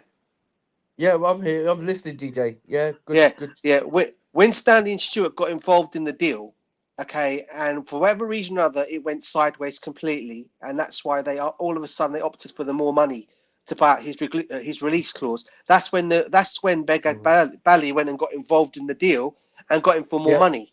But what people don't realise is Christopher Vavell got that deal all but wrapped up, and they went and sacked this guy, okay, because he said that Poch wasn't the right manager.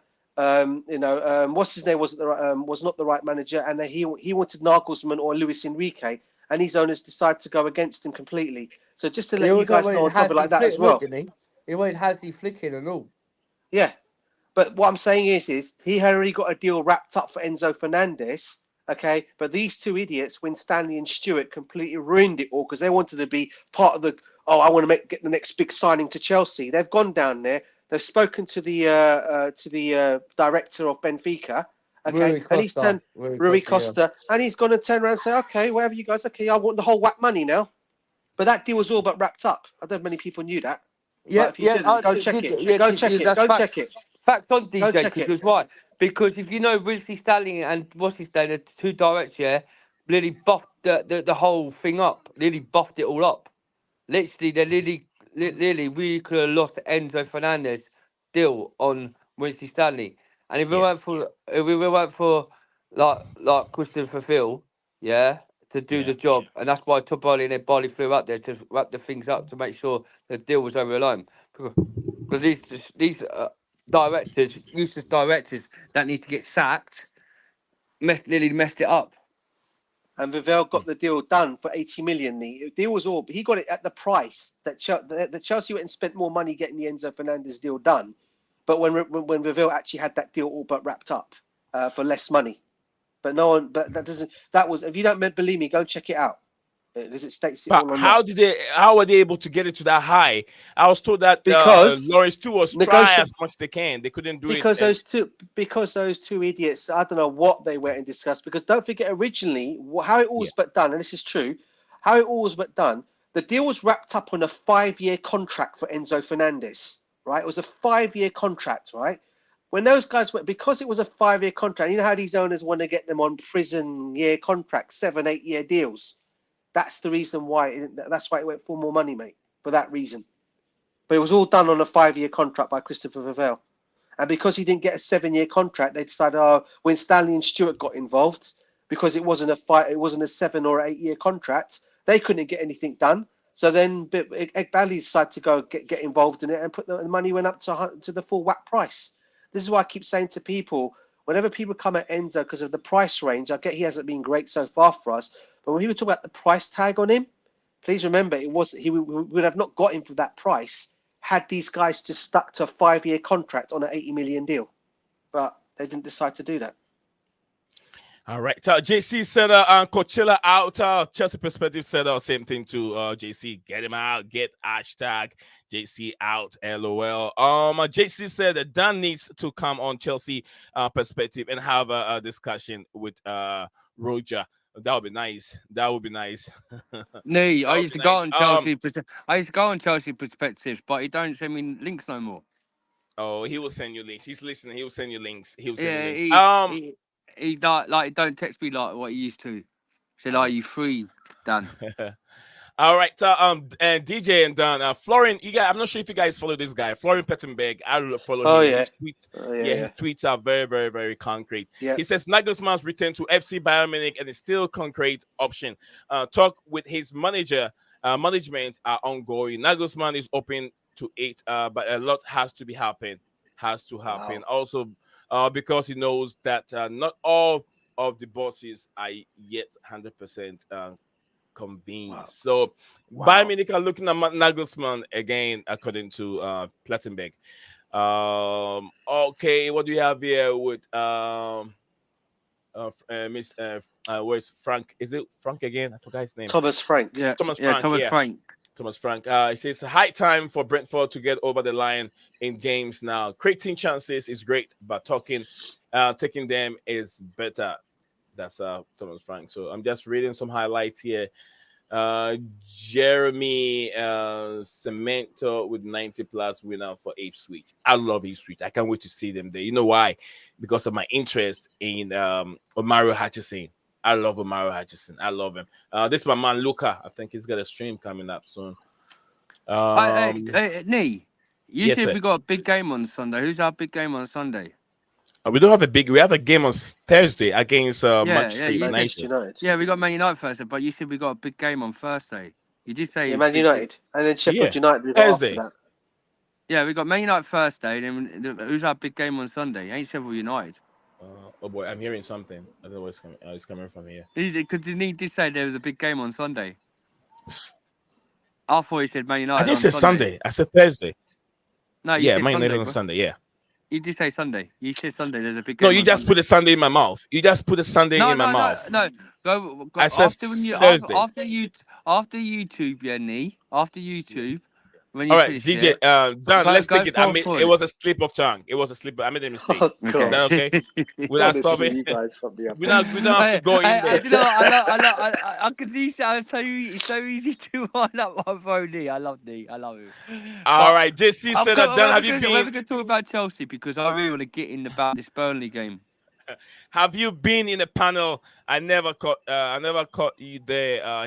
He's asking if you've been on Chelsea Perspective panel.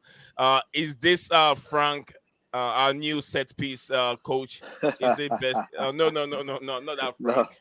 No, not not that him. break, bruv. No. Hey, God, JC, Big up DJ to will Jay-Z, Sav will by the tell way. DJ Sav will Yeah. tell you. I used to go on Coach Willis Perspectives, stream every single time because he used to have Roger there. He used to also have Bobby. Bobby Smokey, Bobby Smoke Signal. yeah, Signals. He's He still had, there. They're still there. Yeah. and they're who still there. who else that guy used to walk around the street? Oh, what was his? You I had think Ty. they you had have You had Ty He used to have Talks. Ty there. And the other they guy have the guy is, from South Africa. What's his name? yeah, I'll tell you who that is. Oh. He was on there today, even. But was it Rogers? Rogers? No. No, it's not. No. Oh God, I can't believe he's gonna say what? You forgot about Tobago. Up to big up to Tobago and Ty, by the way. Yeah, He said they pronounce his name Tobago. Tobago, that's it. Tobago. Yeah, Tobago. Yeah, not tobacco, Dan. You know, Chelsea Perspective, you will be sued for butchering people's name, Dan. No, Tobago was his. And There's a guy used to speak of Tobago. Coolest Chelsea. He's coolest Chelsea. Coolest Chelsea. He's the coolest Chelsea. And who's that Tobago, other guy? Used to speak on the phone, and used to walk around. Speak on the phone. Oh. Start with K. Was it K? He used to always. Oh, what was his name? We used to speak on with a carry. His phone is carried. I don't know. And he was always walking in the street. I hope it's not Bobby. I hope it's not Bobby. Nah, Bobby ain't does Bobby. that stuff. No. It was quite a young. It was after Ty. It was some other kid. Oh, some other guy. Bobby sometimes uses his cell phone. I mean, I used my phone a few times when I was walking around and talking. No. What was his DJ? You know but I'm on not- about, man. He used to land about Chelsea last season. We used to talk about it last season. Used to walk I can't with his remember phone his in his name. hand. I can't remember his name, man. I totally forgot his name. Yeah, I'm sure if Chelsea Perspective was listening, would have get us his Sinclair. names. No, was anyway. it? He used to go on. He also came on Coach, and he went on to. All right. I forgot his name. JC said it was Johnny Minerals ever at Chelsea Perspective. I don't think so. No, I don't think Johnny so. Mineral ever Johnny at Chelsea? Minerals, no. Yeah, that guy. I know. I like him, but he goes too hard on these owners. That's the only thing I don't like about him. He goes too hard. Do you know what, bro? I know he's a proper Do you know what, bro? But do you know what, bro? I know you don't like it, Nee, but he speaks facts when it comes to the owners. Big up to Johnny for that. Because we do. But what would these owners have to do, DJ? I understand. I'll tell you, some listen, mistakes. Look, DJ, you and we cannot outline those mistakes that the owners have done. No, bro. No. Sometimes it's very, very disrespectful. No, he goes to bro. the stand of, talking about their outfit.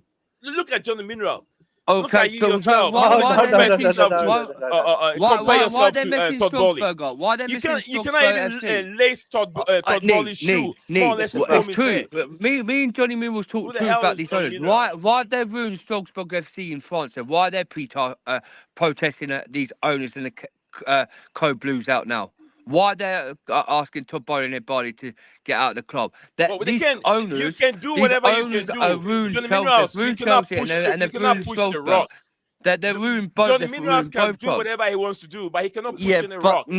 You But cannot Nate, even lace. nah, You cannot even clean his shoes. Oh, who the hell is you Johnny have Mineral? to wake up about Yeah. these owners. They've ruined the club. They've Look, ruined the there's nothing you can do successful of about the it. They are club. there. You have to remember and see reality. They are there for 10 years. They're not No, going there won't anywhere. be. There won't be if the whole Chelsea They are fan not base going doing what they're anywhere. doing at Strasbourg. There will be if boy. Strasbourg are doing everything to get these owner flip-flop drivers out of their club, and it's going to work.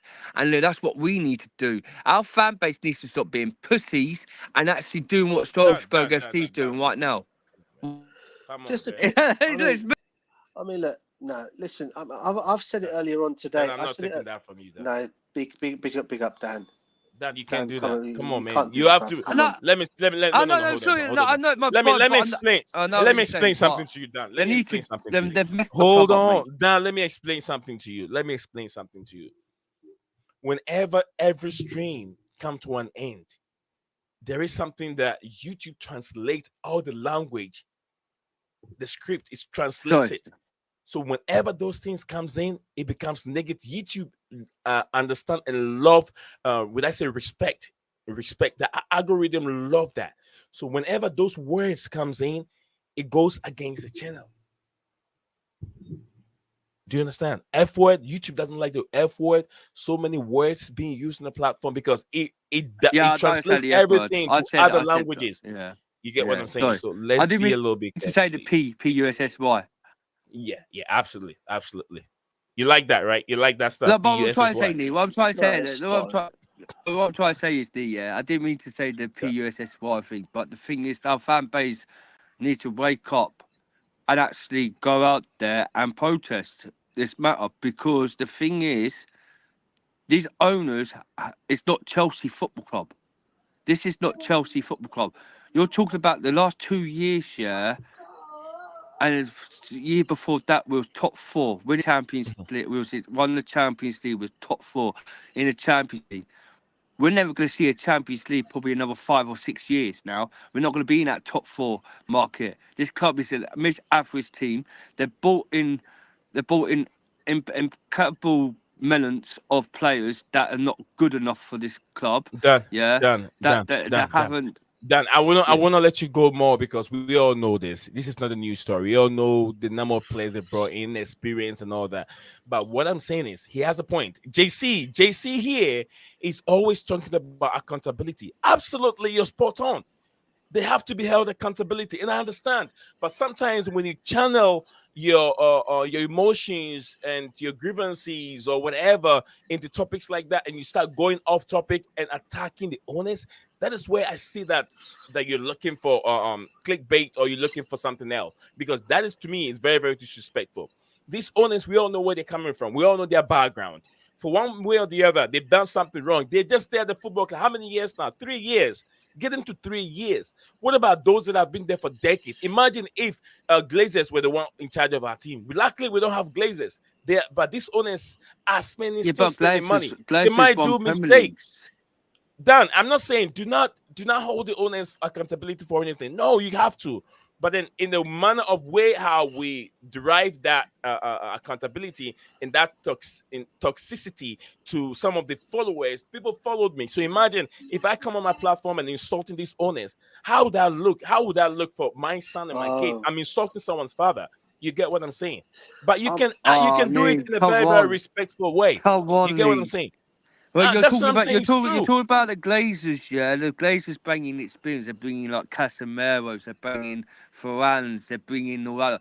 This owners are bringing 100 billion. You can say 100 billion on flip-flop drivers. That Jackson's not no way the level. He's probably like a mid-Everton player. West Brom player. You're telling me all these players, Modric, all the money that the Glazers have spent on these players, done all this money that the Glazers spent. Where have they taken if you're going to spend money on where one have thing, they taken them? you buy ballers, you buy like the Rafael Leaos, you buy like strikers, like proper good strikers. Is he a guarantee? Proper decent. Is he a guarantee that Rafael Leao can be successful in the Premier League? It's not guaranteed. You had Sassy paying for Monaco, who literally got relegated, in a French. Hello? Down there? Yeah. But DJ, Dan is. Yeah. I think we lost the audio. Enzo DJ, Fernandez. it's not I guaranteed. know DJ loves like Enzo. Yeah, he is a good player, but he's not a player that he's got potential at Chelsea in the Premier League. He's not. He ain't as Potential. much as right. What do you mean? Also have like Kai. Did you You have know Caicedo. that? No, did you know Right, that Salah was look, going to be Salah well, today? well, Dan, did you know that Salah was going to be Salah Mo today? Salah's Did you is know world that class. Kevin He's De still Bruyne got. was going to be De Bruyne Yeah, today? but Kevin De Bruyne's still world class. You No, I can't said, did you compare. know he was going to be De Bruyne today? The way he Yes, is. I Did you know he did. was going to do 10 years ago? Yes, I did because they've got good. Well, They've how got did you good know? managers. Because they've got good managers. They've got experienced Oh, managers that win trophies no. and knows the This system is and we're knows talking how about You see, bro. hypothetically.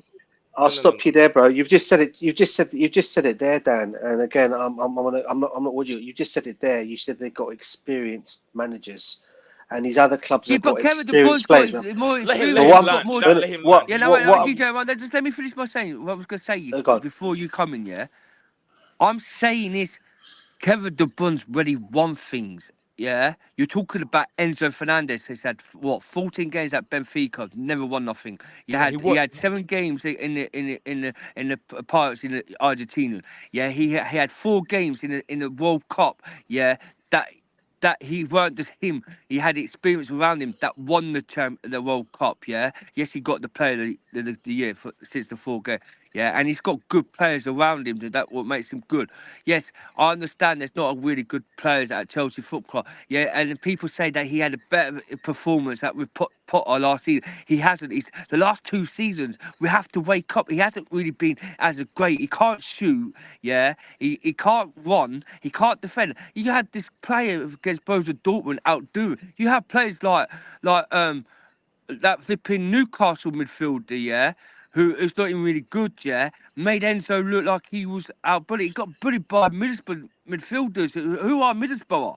You're talking about Enzo Fernandez is world class at Chelsea. He's not I done didn't nothing say at Chelsea since he's I didn't been say at he's us. world class, bro. Yeah, I can't get your but point. I I can't didn't get say your he's well, world see point. the class. point. And no matter what, if you're banging an experienced manager at club for Enzo, he hasn't got the legs to be performing in the Premier League. It's too fast. It's too fast for him. He runs like a sluggish. Yes, he's a brilliant player, but this is not the criteria for him to be in the Premier League. And Thank don't you get me very wrong, much. I like it. I like Enzo. I do like Enzo. Yeah. But you have to. I see Enzo day in and day out, and people say, "Oh, it's world class because 1 game." And in 10 games after that, where is he? Disappears. And then suddenly he's not playing. We play better football. And Caicedo's exactly the same. You have Caicedo and Cucurella, who's done good stuff at Brighton. Suddenly he's best right back in the world for Brighton. He comes to Chelsea. What has Cucurella done for Chelsea? He's done hardly anything. These players that haven't. Yes, my standards is right. The owner should bring proper experience for Enzo to be in that system. Yeah, if we That's had what I them said. players, then That's yes, Enzo would be good for that's Chelsea with a bit of that's what I've been. experience. But But Dan, we this is what I've haven't. been. But But Dan, this is what I've DJ, been debating all the time, I bro. know I've you been have. I debating know, this all the brother. I time. agree. I agree what you're saying. I agree what you're saying. The situation is frustrating because these owners made the club in the what? That's what I need to need to wake up. These have messed the club up. Yeah, You're how you can contradicting say what yourself, you're saying? Dan. You're They've messed the contradicting club yourself. because the thing is, no, You're just contradicting before yourself, I say, Dan. no, You go before there, I no, come I ain't over here. contributing You go myself over here. You're not because the getting thing straight is, to the the point. owners You're just are on not the gonna owners, buy and we're They're trying not to gonna make a buy point. experience. My boy, they're not gonna buy experienced players. Ah, They want to look at kids and go to the changing rooms and give them candy flush, yeah, and bring in young kids. What is it?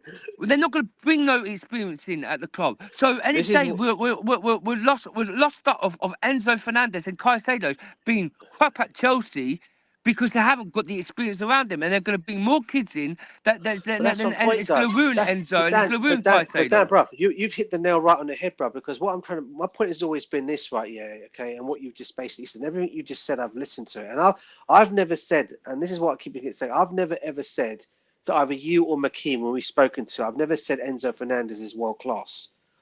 I know the I guys, know right? you didn't, but other I, fans do. Other fans say it on I've Twitter. said, all I've said, the only reason why I take up for the guy and I take up for Caicedo is because just because the guy done one good season, he's only had one season at Brighton, and people expect him to come to Chelsea and be a miracle worker and run our midfield week in, week out, day in, day out because of the price tag we spent the money on him.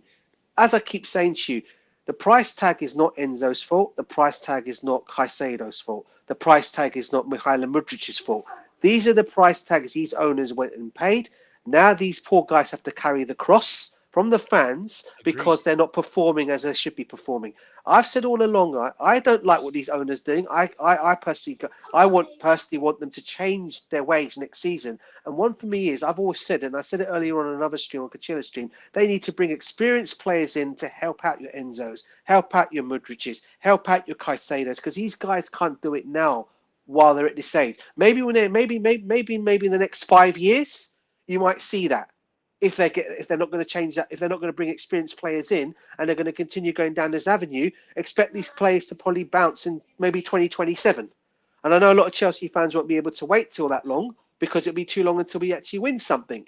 However, what these owners have to do, and I've said it all along, what I said on earlier stream, on Kachilla's stream earlier on, is they need to start bringing in experienced players. This is one of the real reason why the Chelsea Supports Trust wrote to these guys, stating the situation of the football club, okay, and where the football club is going at this moment in time. It's going in a wrong direction, okay. This is why the fans are getting frustrated, okay, and this is why these people are getting angry in some sections of the fan base. Are saying, "Oh, why are Chelsea fans going and protesting against these owners?" Let's make one thing clear here: all they're protesting for is for their football club, bruv. Don't forget, Chelsea Football Club. Owners can come and go at Chelsea Football Club, right? Okay, but the football club, the community, is Chelsea fans. It belongs to Chelsea, right?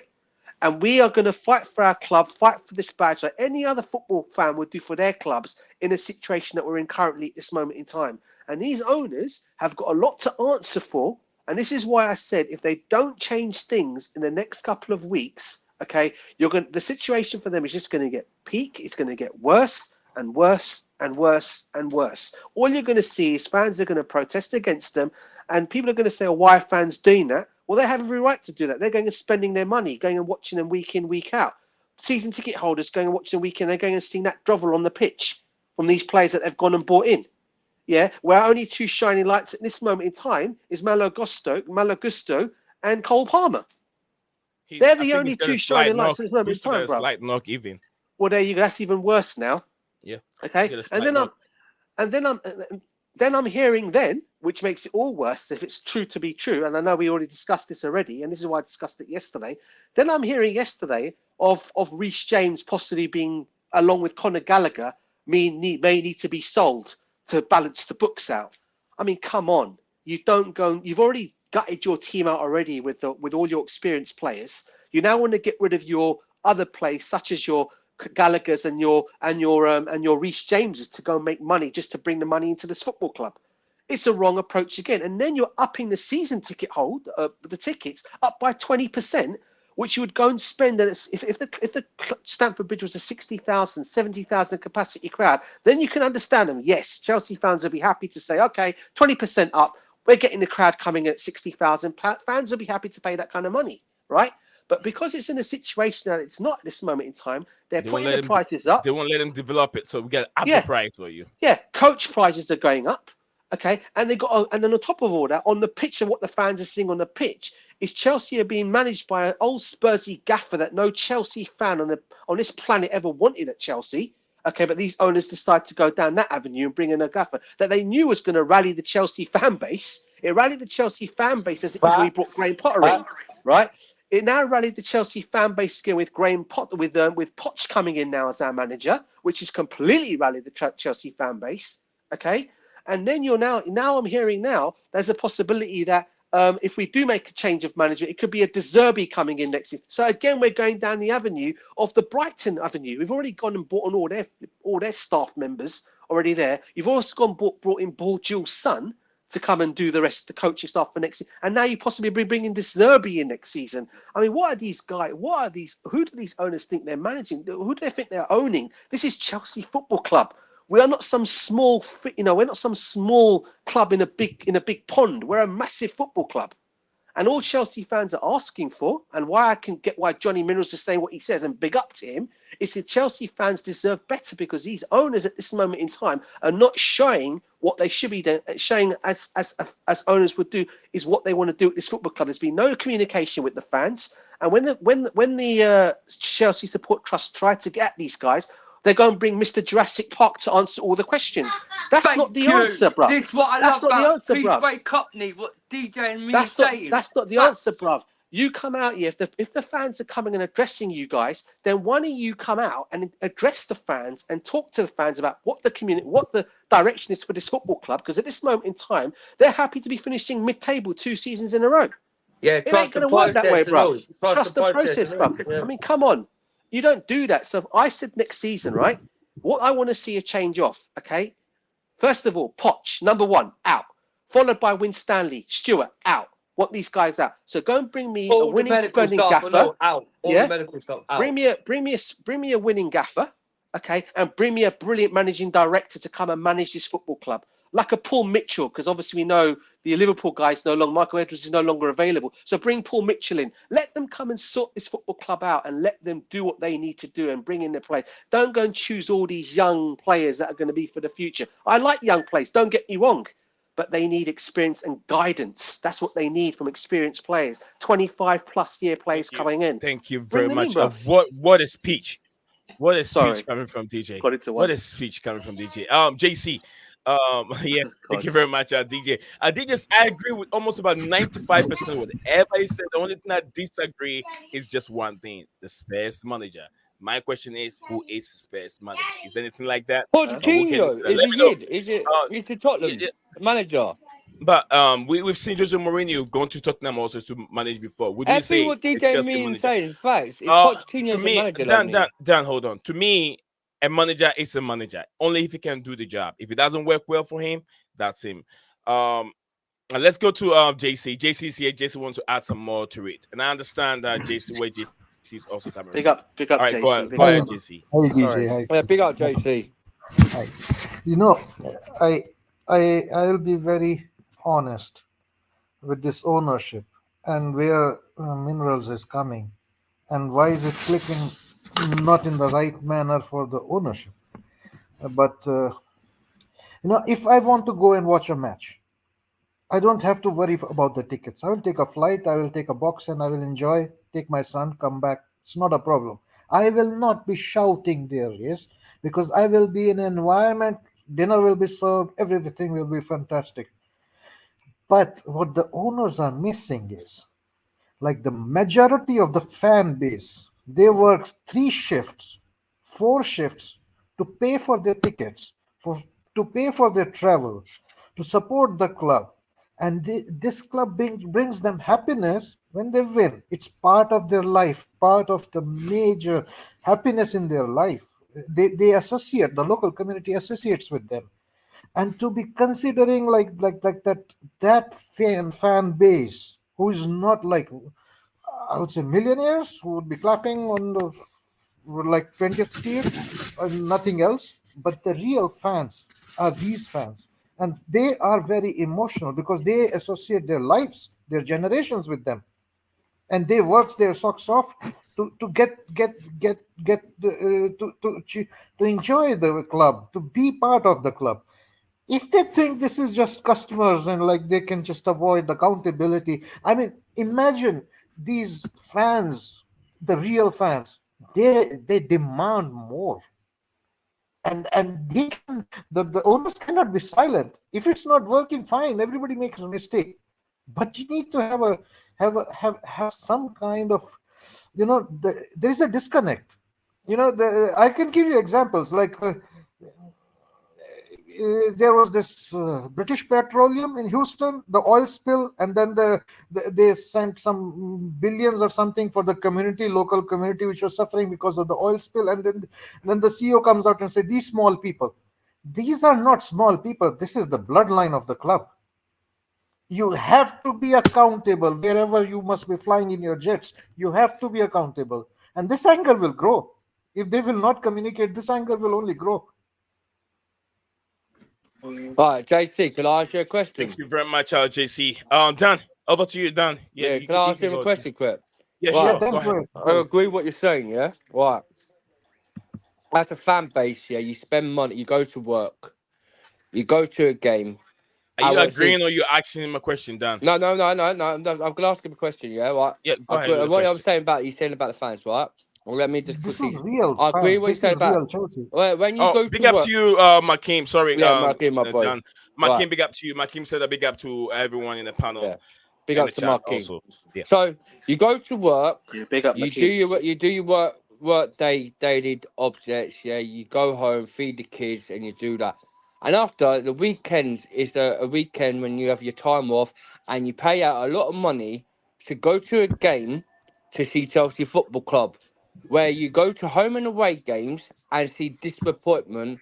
All that travel, all that expensive you pay, your petrol, your food, your probably your hotels, or you probably people can't afford Dan, hotels. They hurry up go and to draw the yeah, no, question to no, me. I'm not doing. We got And you go 7 to a minutes game, left. No, 6 minutes now. right. You go to a game, right? You go to a game, and then you see the result that it's not working in the plan, and it's so dead football. Tell me one reason what is Todd Bowley and Barley's plans actually trust the because people say, oh, you got to trust the process. What actually process is there actually doing at Chelsea Football Club?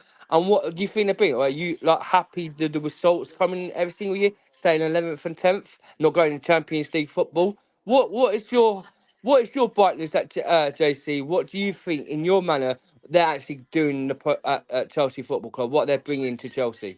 When JC is done, I'll give you what I see with the project. You Then, don't see it, but I know what I see. But JC, then go I, for it. yeah, then I will be honest. I mean, the intentions are good. Very Their good. intentions are absolutely good, but are they very well trained, or have they accumulated the right kind of people around them to give the right advice? I don't know, and I don't expect them to be being successful from the very first day itself. No, normally it does not happen like that. But what I do blame from them is, before you break apart a Rubik's cube, you better know how to put it back together.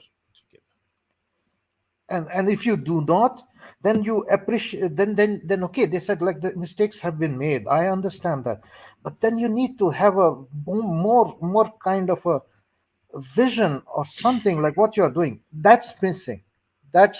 I don't want them to be giving commentary of what is going on, but the outlook is not very nice, and they need to do something maybe. And that would I don't doubt their intentions, but it's not working. It's not worked so far. Hopefully it works in the future, but it's not working so far. All right, this is where I stand on it. This is where I stand on the process. Trust the process. And where I stand on it is, I know, just like JC said, the right intention is there. Every football club wants to have young players, but it doesn't come overnight. You don't swap all your experience away and then beef it up or mix it up with young players. And no one in the Premier League has ever won the Premier League with just young players. It's never done that. Arsenal have tried to do it many years. It has never worked for Arsenal Football Club. And it's never going to work because you get inconsistency, injuries from young players. Those things are very, very high when you are trying to build a team with young players.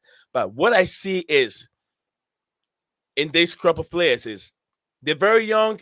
All of them haven't had that experience in the Premier League. It would take about a season or two for these players to play together to get that experience that these owners are looking for. But if the fan base need that kind of instant success right now with these young players, this upcoming summer, these owners have to beef in, have to add some two experienced players to help these young players out. That is when I think that things can get better. But also, we have to look at the setting manager that is there. My only problem with, when I say I disagree with DJ Saab, is, to me, there is nothing like a Spurs manager. There is nothing like a Manchester United manager or a Chelsea manager. They are managers that have so much tie and understand the culture of a football club. But it doesn't mean that they cannot do any other job outside the club that they've had so much success with. I think that Mauricio Pochettino have done it before he came to Tottenham Hotspur. When he came to Tottenham Hotspur, he has a high rate of performing. He did very, very good job there. Should we say, why are we not saying that? Why is Chelsea bringing in a Southampton manager? Because he did very well there. I want us to take that tag away from Mauricio Pochettino. Let's see him as an up-and-coming mid-table or maybe an average manager who is trying to succeed with Chelsea Football Club. But if we see that negative aspect of it, we're always going to see something else because we're not seeing the bigger picture that this is the manager. He's trying to work with the young players to get the best out of them. To me, now what I'm seeing, Mauricio Pochettino's style of play, his managerial way, people say he's a man manager. It's not working. It's not working with Chelsea Football Club. So you got to part way with him, bring him another experienced manager.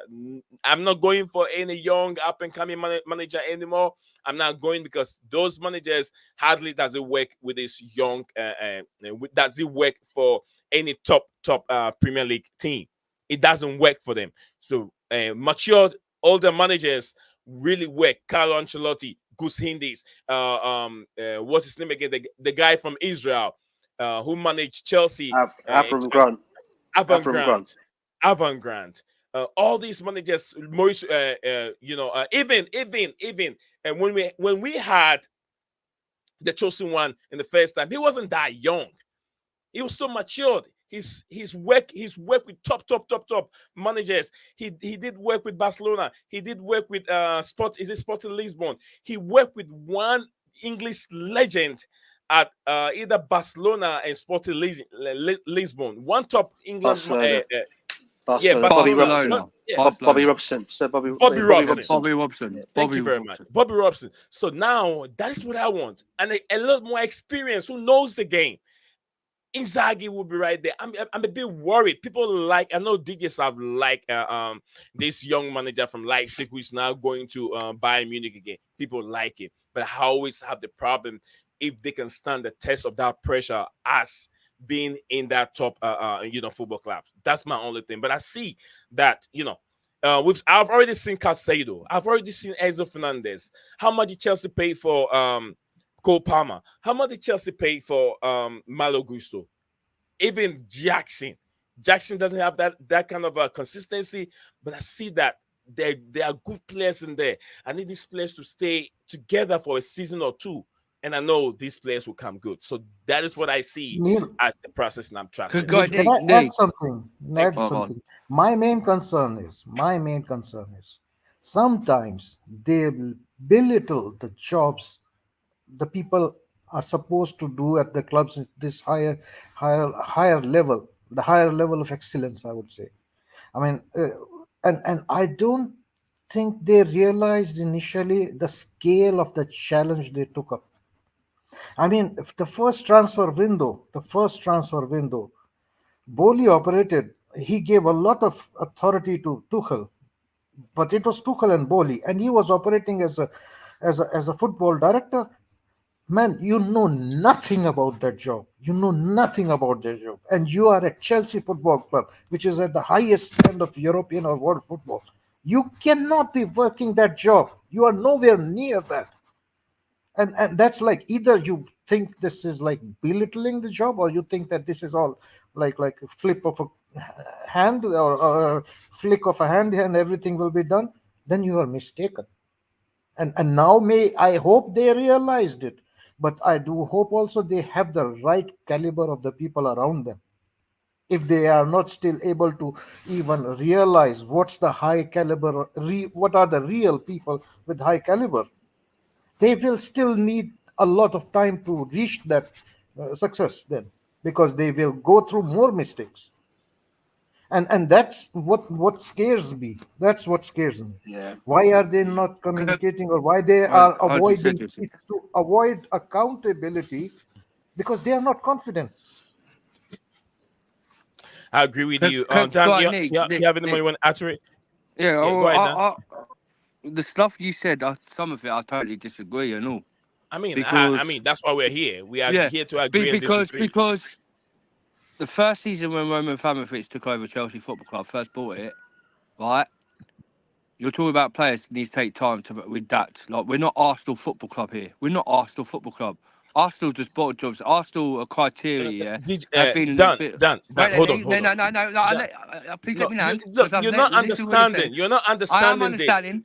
No, You're not you're talking understanding about this. Chelsea. Roman Abramovich, hold on, Dan. Okay. Roman Okay. Abramovich and the Blue Coal can never be the same kind of owners. They're But I two didn't say that. different I'm kind not of saying owners. that. I'm not saying that. I'm not saying No, what you're saying you're saying No, when no, Roman no, no, Abramovich came no, in, whatever no. he You brought see, in, let me land, my bro. it wasn't a Listen, better database you know, on what they're look, doing. Can you really tell listen. what they No, were doing? I'm You're just bringing in players, right. right? Look, you're talking about Arsenal back in 5 years.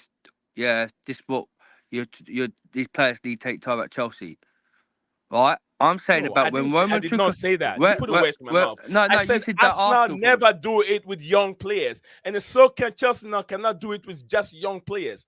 Okay, right, Need then. Right, for start, we're not Arsenal Football Club. We're Chelsea. We're the biggest club in London. That's one of the Once European again, I stars. did not say we are Arsenal Football Club. I I know, said I know. no one in the Premier League can ever win the Premier League with just young players. Get what I'm trying to explain, but I have to come out from different angles. Yeah, no, but you're arrive at the point. what I'm trying to say is like the situation is right. You're saying there's a process at Chelsea Football Club. How there is a process? What I'm trying to say, with Roman's first year, when he brought players in, we saw style players straight away, and they got to top 4. Yes, we did win it the first. I don't think we won it the first. I can't remember. But the second year, we ended up winning it. I can't. Yeah. Then after that, there was playing style football. He played players. Well, the situation with this team, what we've got. Do you know when we had Tammy Abraham? Yeah, all the young players that year with Lampard were a better team that we've got now. They're back start from us. What are you going to be happy for this I process? still did not understand. Can No, I explain you, Dan? I can no, explain wait, you. Jesse. Wait, look. What I'm trying to explain is right. When we had Lampard that first year as manager, when he had Tammy Abraham, he had all the young youth squad from Coburn. Yeah, did better football, finishes in top 4 that season, got us so far into the Champions League. This team, what we've got now, is no way competable where we had Tabbies and all that lot that season with Rumours Loftus-Cheek, because the last 2 years we've been 12th, 11th, and you're saying there's a process in this club. Where is the process? Where's this process? Because what are you going to be happy for another year next year to be a shambles of a team or club again, finishing 11th, and the next season after that finishing 11th, and then the next season after that might get relegated? Are you happy? There's no process at all at this football club. No, okay, let me explain you. There's no process. There's no process. I get you. If you don't have patience for this, Arsenal fans, Then let me explain. As Famous for his first season, he bought players where he got star playing for his top 4. Since Todd Bowley took in charge, and then Barley and these Coley Blues, what they're doing to Strasbourg FC at France, and what they're doing at Chelsea, have got us in mid-table relegation in the last 2 seasons of the decade, right? Our best defence was last season, we conceded less goals last season. What we've done this season, we've conceded more goals, right? This team, what we've got, they've took us back down. When we had the likes of Tammy Abraham, Tomori's, Ruben Loftus-Cheek, we had a better young squad. Coburn. They're getting rid of all the Coburn players now. What they've done, they've got rid of all. They're going to get rid of Conor Gallagher, and we're going to hate it. They're going to get rid of Reece James because he's Coburn, and they're going to get rid of all the good players, and bring in young, non-experiencing that is going to get. Then next year and the year before that, we'll go relegated, and then what? And Chelsea fan base, our fan base should be happy. Neil cannot hear you. But trust the process. There's no process at all. There's not. Hypothetically, you're talking about hypothetically, Dan. We're gonna do. You're gonna do this. You're gonna do that. Can You're I- not can I- arriving can I at the just- point, but There's a lot of pain in that, Go Dan. ahead, But can I just very quickly, Dan? There is a difference. Roman Abramovich came from Russia, where he was already involved in football. He was financing a lot of clubs and the Federation of Football, Federation Russian, a lot of activities. There are rumors that he was actually also giving money to the federation so they could pay for the Dutch guy, who was the manager of Russia, who took them to the semi-final in Euros or something. It was goose heading. He was even sponsoring that goose heading appointment, and he had a setup of right advisors separate from the club. He had a backup of goose heading to understand football. Roman Abramovich grew up in a country where he was playing football from the childhood. He saw football on the grassroots levels everywhere. Our new owners have not had that much link with football. They have had link with sports, but not with football. And that's why I say I hope they have the right kind of people around them. At least now, I hope they do that. And I that's why I totally agree when there is fan pressure, because the purpose of fan pressure is to bring in accountability. And this, if little bit of a pressure makes them be little bit extra careful and not taking steps like becoming the director for like a whole transfer window themselves, then it would help. Then it's a positive thing. But normally, I don't want to break our club. I mean, there should not be fights or anything like that. And I feel the pain of the fans. This is painful. I do get Yeah. this, but this And will just take another, time. yeah, it will just another thing to add on to everything, guys, is no one's making the comparisons to Roman Abramovich and these guys, because there will never be a comparison. Let's be real here. That's There's what, never going to be 100%. comparisons, right? No, but But I'm not comparison what to these what to the no, owners. but what I will say is one thing, is when Roman Abramovich first came to Chelsea, what was the first? Can you guys remember what was the first thing he done when he came to Chelsea? Because he didn't understand the English game. What was the first thing he went and done? I think he took You guys CEO from remember? Manchester United, and that was a good Correct. step. Correct. Yeah, He correct. took Peter Kenyon. He took Peter Kenyon away from Man United and brought him to Chelsea. He then went and signed, and I couldn't get his name earlier on, and maybe someone else might be able to help me in this. He then went and signed the. I do believe he was the director. He was an ex Danish player, and he was also at Tottenham, and he brought him to Chelsea as well. Loud drop. Is it not Loud Drop, bro? It's another Not guy. loud. I can't get his. Yeah, I know you're on about. It's Yeah, he brought him. because we sound loud drop that season. But he's the guy who brought loud drop in Chelsea. He basically came to the football club as I think he was commercials director. I think he brought him as commercials director, if I'm not mistaken. Yes, it right? was. Okay, so he brought him in, okay, because he knew he didn't know nothing about the game, and then he said to him, okay, I tell you what, Claudio Ranieri has done me a good season. All right. So my thing will be, first of all, is give Claudio Ranieri another season, because he took us to. Because don't forget, Chelsea was supposedly going to go in liquidation before Roman Abramovich bought us. If anyone's remembered that game, we played Liverpool and we ended up beating them to finish third in the Premiership. And that's when Roman came in and bought the football club. Because at that point, there was a lot of rumours going around that had he not done that, we'd have gone into liquidation. I don't know if you guys can remember that at all. Right, and he came in and bought the football club, Roman, and that's what he went into. The first thing he went into, as I said, is bring Peter Kenyon. So he kept Ranieri in, brought all these players in to see what we could get. Ranieri finished Chelsea and got them into third spot. But what he did was he brought experienced players in, and he brought the likes of a Joe Cole, he brought the likes of a Glenn Johnson, and players like that came in, along with the likes of a Sebastian Veron. He brought in Crespo. I don't know if you guys can remember all this in 2003 when he first bought our football club. Okay, and we ended up finishing third in that season. Because it didn't go that great, okay, he said, I've got to do one better than that. Go and get me the best manager that has actually done it all over. And that season, what happened? Jose Mourinho won the Champions League. And he ended up bringing Jose Mourinho to the football club in 2004, 2005 season. And we all know what happened after that. So my point about these owners is this. It's as simple as this, right? Is they need to bring the right people into the football club. Obviously, we know this season is going to be another shambolic year. We're not going to finish probably anywhere near the top six if we're lucky. If we win the FA Cup, then that might be our route to Europe this season. If we can win the Europa, if we can win the FA Cup, we get into the Europa Cup. Okay, that will be one part of it, but not with this manager. So for me, it has to be is you want to help the Chelsea fans and you want the Chelsea fans to get on your side, guys. What you need to do, as I said, is bring in the right bring in the right director, bring in That's the right right. manager, and sign the right players to go along with these players that you want to experience. But do not get rid of your Reece Jameses. Do not get rid of your Conor Gallaghers and players like that just to make sure that the club has to stay afloat. There's other ways you can do it. Okay, with all the commercial deals coming in, sponsorship deals coming in. Okay, then do it that way. But don't take us through another shambolic season. Can Okay, I like add we've one done. thing to DJ to your three main things you said that? I Yeah, would bro. also request these owners is to add a little bit of humility, because Roman Abramovich, there you can make a link. He was born in an orphanage. He grew out of an orphanage, and he knew his limitations. He's not a football specialist, so he hired the right people. But the humility was there.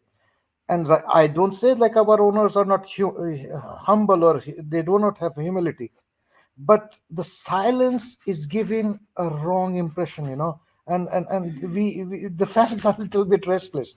So communication, a little bit of 100%. communication. 100%, bro. Add that Communication. to it, Spot on. please. Yeah, Communication. I think 100%, bro. I think what JC just said, the humility that he's talking about, I understand maybe one statement from the owners, but it's not direct statement coming from the owners. But if you listen to seminaries and conferences and workshops that these owners have been to, according to reports and videos, their humility is there. They've been saying something. They've been saying something good about the football club and then the fans. They're talking about patience, and we're gonna get there. But it's all about a matter of time, which I know it will come. But my main question to you guys today is, Yeah, DJ, yeah. do you see any? Do you see any process at the football I, club that, yeah, to if you follow? Do you see something? if you ask me now, Nee, right? Yeah, have I seen any process since these owners have come in? All And right, I'll thank you, ask you other JC. questions, Good night, right? JC. Yeah. If you were to ask me to say right now, have I seen any process since these owners have come in? I'd say on the way things are and where we finished in the tables and where we're finishing in the Premiership last season, where we're going to finish this season. No, I don't. However, what I will say is I can see what these I guess I can see. What they're For trying to me, do. what they're trying to do. But I like JC said, they need to communicate. They had their opportunity to communicate with the fans when the Chelsea Support Trust reached out to them. Okay, they had the perfect opportunity rather than go and do your stupid conferences on other TV program channels and things like that. Your chance was to address the matter at hand, which is Chelsea fans and Chelsea Football Club, because we are the ones that are watching the team week in, week out. We're travelling down to Stampford Bridge and watching this team. You've got some fans that are following every game, following all around the world, that are going to home and away matches. Yeah, what they had the opportunity to address the fans this time round, and they didn't do it. Instead, they sent their secretary guy and this Chris Jurassic, whatever his name is, to come out and address the fans rather than them coming out and saying it themselves. So this is what I'm trying to say about communication, bro. Roman Abramovich may have not communicated much of Chelsea, but what we did know was when the persons came out, he knew what the fans wanted. He knew what the fans were all about Chelsea Football Club. And he knew that already. He already had that in hand, where these guys don't seem to see how important Chelsea Football Club is to the fans and to its community, to the Chelsea fans that support our football club, right? And that is where I feel they're failing in terms of communication. They had a chance to address it. They had a chance to address it all, but they didn't do it, bruv. And this is where my disappointment comes at least with these owners in terms of that. They haven't addressed us fans and tell us what is going on. What is the direction of the football club? Because at this moment in time, we are mid-table, and from my understanding is they seem to be happy where we are at this moment in time. We're not as fans. I'm not saying we want immediate success. I tell you one more thing, Nate, to finish off, bruv, right? Yeah. Had they come in, right, and brought in, say, a Luis Enrique, right? I'll tell you, I'll throw this one to you. Had they first come in, brought in a Luis Enrique or kept the Thomas Tuchel, whoever it might be, and say they bought the experienced players, and say, for example, Chelsea finished where they finished last season, you can then say to yourself, okay, it's the first season, Luis Enrique's our gaffer, but we know the direction of where he wants to go. Next season is going to be a better season because he's obviously coming in, he's the new manager, he's learning the players' ways, but they have not even done that. Had they done that, I'm saying, okay, I think you find a lot of fans would be complaining at this moment in time because they know we've got a great gaffer at the football club. You've got the right people that are running the football club as it should be run, and they know what's expected of the football club. Okay, and then we know the next season, meaning this season, we'd have probably gone into a better position. But they've not done that. What they've gone and done is they've let it go one mid-table. We finished 11th. They then got and brought in a Tottenham manager, which all fans, we all would know. If they knew the history and knew anything about our football club, they would have known. Rather between Tottenham and Chelsea, they don't like each other. They don't. Right? They don't like They each can't other. stand. North London. They can't stand us. Conte and Jose may have worked at Tottenham because they won things at Chelsea. They got winning managers when they went to Tottenham. We got a manager that hasn't won anything with Tottenham, but we got him to our football club. There's a difference in terms of that, if you want to throw that one in there as well. Yeah, because the managers that did go to Tottenham did win at Chelsea. They did win at Chelsea. Actually, both of them won Premiership titles, right, with Chelsea, Conte and Jose. Can you say the same thing with Mikel Arteta? He didn't win anything, but took over Arsenal. The first season, 5th, and then second season, 8th, and then last season they were 2nd. And this time, look at where they are. But we after all the players that they brought in. But we all know that Arsenal were always trying to do it with kids, mate, and it never worked. Only this season now they've realised their mistakes, and now they've addressed it. That's why they've brought experienced players in to help this team go along their way, like your Declan Rices, like your Kai Havertz. Okay, he might be still young, but he's still been there and done it for me. And that Timber guy. Timber. All these guys that have come in now, okay, but they still haven't addressed one thing. They haven't addressed the striker situation at Arsenal, just like we haven't done. That's probably why they're going to fall short when it comes to the Premiership, and I'll be happy if they do fall short. But anyway. I don't think that Arteta really himself prioritizes number 9 like we are looking for. I think Poch style needs number 9. Arsenal style is just like a Pep Guardiola because he leaned under him and he doesn't see a recognized number 9 like a Victor Osimhen and Tony will really fit into his style of play. That is why they haven't really paid so much attention to that. But I feel like Chelsea really need. It was a very, very big mistake in the summer instead of going for a striker. I mean, I don't know what they saw. Maybe they felt like Jackson is that kind of a striker. And don't get me wrong, preseason was very, very good for Jackson. But now we're seeing who Jackson is, and apparently we all know that he's not really out-and-out striker. He was a winger and converted into a striker because Villarreal needed someone to play that role, and Jackson was there.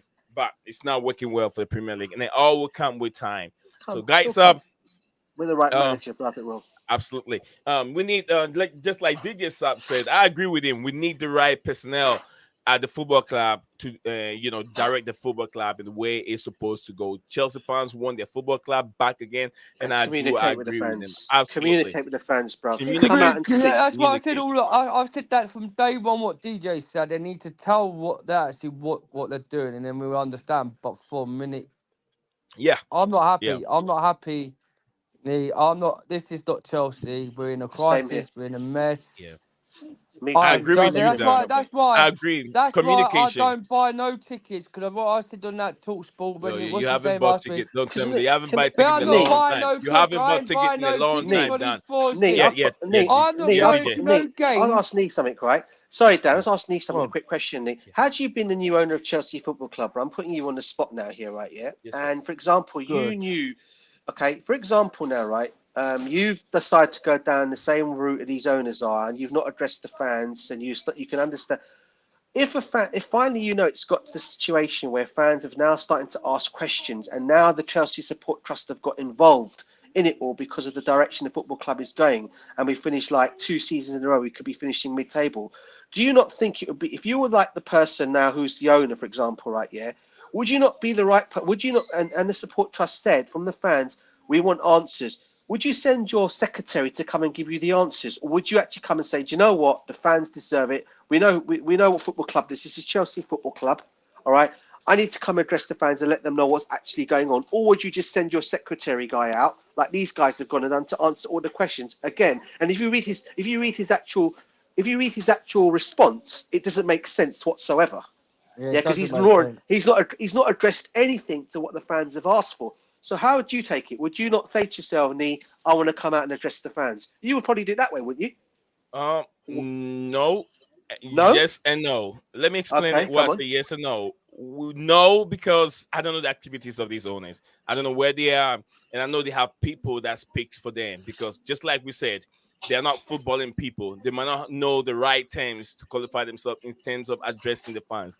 So they probably put someone there to make that the person did not channel the conversation well to the fans. That's where I feel like the audience went wrong. And they didn't go wrong by what they did, but whoever who spoke for them did not do it right. Just like, let's say, the president of London, or maybe the president of America cannot be at every conference that goes on in the world each and every time. That's why they have secretaries, they have secretary of states, they have vice presidents to do some of these runs for them. So in that way, I wouldn't fault the owners. Just like the communication gap, they could write something much better. The gap between them and the owners, the fans, has widened a little bit. But I'm sure they will address that. They will address that. But like I said again, there's nothing wrong sending someone to go and talk to the fans. There's nothing really wrong with that. But the way they carry it around and to the fans was not right. Yeah, but they've gone and said, like Jay-Z said in his comments, they've gone and sent a guy out who doesn't clearly know what he's talking about, because he clearly hasn't addressed anything personally.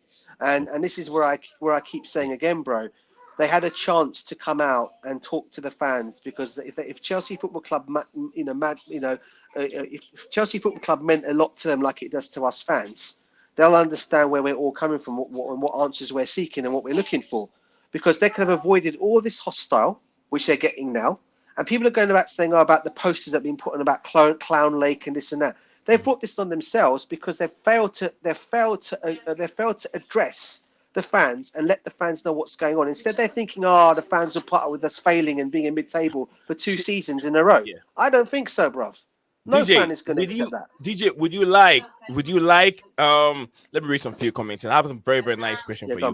Makim said a lot of waffles on the panel. I see LOL, a lot of them. Hashtag all out. JC, Makim, and JC said you did it. Okay, lots of JC said PR and Jurassic Park are all good on paper. Football fans are on emotional community. Get the communication right. I spot on, JC. Ryan said okay. Okay, he said his thing crashed. Dan said his thing crashed. I hope that Dan can jump in. Else we will be done. But JC said, I just think they didn't they didn't grasp the questions either. I think they were scared into a corner and kicked the can to is it delegate? Okay, delegate. JC. JC said that's why we say there is a disconnect. I understand everything that JC is trying to say, but DJ Sab, yeah, this is the question. Thank you very much, JC, for your comment. This is the question that I was trying to ask. Would you prefer the owners come and then waffle a whole lot and end up not achieving whatever the promises they put down to the fans? And would you prefer them to do that or not to do it, in terms of keeping the fans' hopes very high on the owners' promises, just like Jim Ratcliffe have done in the past with his club needs? He promised a whole lot, but then we haven't seen it yet. Also, he's still promising a lot for Manchester United, which we know the Manchester United we have now is not the same Manchester United that we had 20 years ago. Would you prefer the owners to do what Jim Ratcliffe is doing? I tell you what, bro, right? I'll be worried. I'll be worried. So I tell you why I'll be worried, bro, right? Because if I'm buying a business and a massive entity like Chelsea Football Club, right, and I don't know the answers of where I see the direction of the football club going, then of course I'm going to be worried. I want to be thinking, what have I bought? Because I don't know what I'm clearly doing. I have no answers. I have no solutions. Okay, there are going to be questions that are going to be thrown at me that I don't have the answers to. So I'll be questioning what I've bought, and am I in the right business here? Because at the end of the day, any successful business person that buys a business or an entity, right, they'll know already about what they're buying. They'll not already know about. They'll also know about the profits. They'll know about what's the losses have been made, the profits that have been made. They'll know all this information before they're buying. Before you buy any kind of business, you're not just going to go into a business and not check the figures of what the business is all about, or what the losses and what the gains are. You're going to check your revenues. You're going to check your advertisements. What you're getting all your money coming in from. If they don't know any of this kind of information beforehand, right? And they don't know how the football club is going. I'll be worried as a person, thinking to myself, "What am I buying?" Because as far as I'm concerned, if I'm going to a business, I should already know about the football club. I should already know how successful the football club has been, and obviously I've got fans to address. I won't put them as customers. I know they are the fans of this football club. They are the heritage. They are the heritage. They are the history of this football club, and they have every right to know about what's going on at my football club. And I'm going to tell them what the situation is. And if they don't know that, and they don't have the answers of what they need to do as a business, then obviously as fans, we'll be concerned. We'll be massively concerned, because that'll be alarm bells ringing, bro. 100%. That'll be alarm bells ringing, man. 100%. That'll scare me. I was going to say the Proper same stuff. thing. 100%. So I was All going to say right, Chelsea Dan, thank you very much for guiding the DJ Sav. Much love to you. I know we have DJ, had a very, very healthy. Nick, Yes, sir. Nick, I've got one question, yeah? One Yes, question for you, my boy. Yeah. Keep up with the hard work, waffling facts. DJ, keep with the land in the facts. Am I joking? Well, like I would say, if I was these owners, just go out on the pitch and speak to the fans and tell them what you're doing.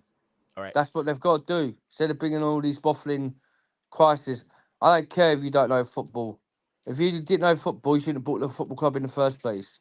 The situation is, go out and tell the fans what to do, because the last 2 seasons now, you ain't came out and spoke out to the fans and apologised for the mess what you've made and what's going on. By next summer, the fans ain't going to be happy next summer, because it's going to be the same scenario, and soon we'll end up getting relegated. And no matter what, I used to go games day in and day out, home and away. I don't buy the games no more because they're frauds, and then there's nothing changed yet. Until everything's changed at a football club, then I will buy the tickets and I will see. But for a minute, I ain't buying no tickets so they can spend more kids and more delivering. And then if we get in the championship, I'll still be Chelsea day one in, day out. But Thank the you very thing much, is, Dan. this ain't Chelsea Football Club.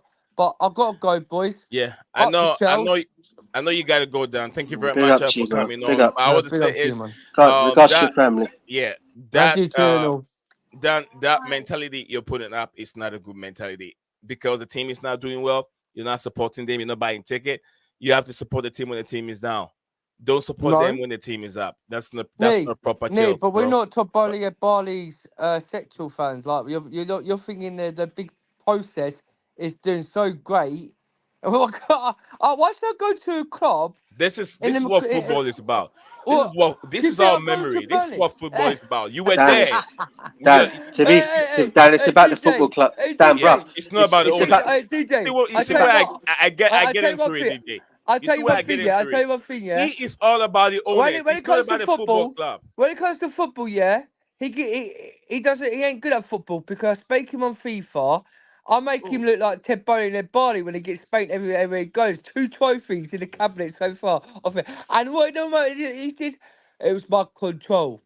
It was my control. No, and then let's not go there. That's the FIFA stuff. When I bought a new control, we'll talk about that later. DJ Sam. Dan, listen, bro. I'll say one thing before you go off, Dan. Before you go off, Dan, quick thing for you, bro. What Nee's saying is 100% in terms of, I wouldn't, even though whoever these owners are, right, and I know a lot of Man United fans say the same thing, that they won't go and support their club, they won't buy their shirts, But at the end of the day, it's our football club. At the end of the day, we can't let these owners force you away from not doing what you love doing on a regular basis. Just support the club that you love, support that you've been supporting for years on end. Don't let a bunch of owners come in and stop you from supporting and loving your football club, because that is the wrong approach. Okay, I don't like these owners, as I said to you before, but it wouldn't stop me from still going and watching my team play, because that's what we like doing. It's our football. Yeah, you support the players, bruv. You support the players, bruv. Dan, would you hate your dad for falling in love with your stepmom? You're paying more tax, more hate your dad? money to buy them more to buy Dan. more on young players Dan, that is will not you? Yes, we all non-experienced. know that one. We've said I- it. Will you hate your Yeah, dad I get because your that dad has point as fallen in well. love I with get that another point, woman? but All right, still, so you let's support the place. you expect to spend all your money to buy more redolent flip-flop flyers, We all know candy that what floss you're children. saying. We all know that one, but No, we're no, no, just no. Listen, addressing it. all I go for, Yeah. Dan, is I just go Let's to support my club, support bro. the team. I Let's support the team. support my club and my team Support the the team. team, Dan. Support You the know, team.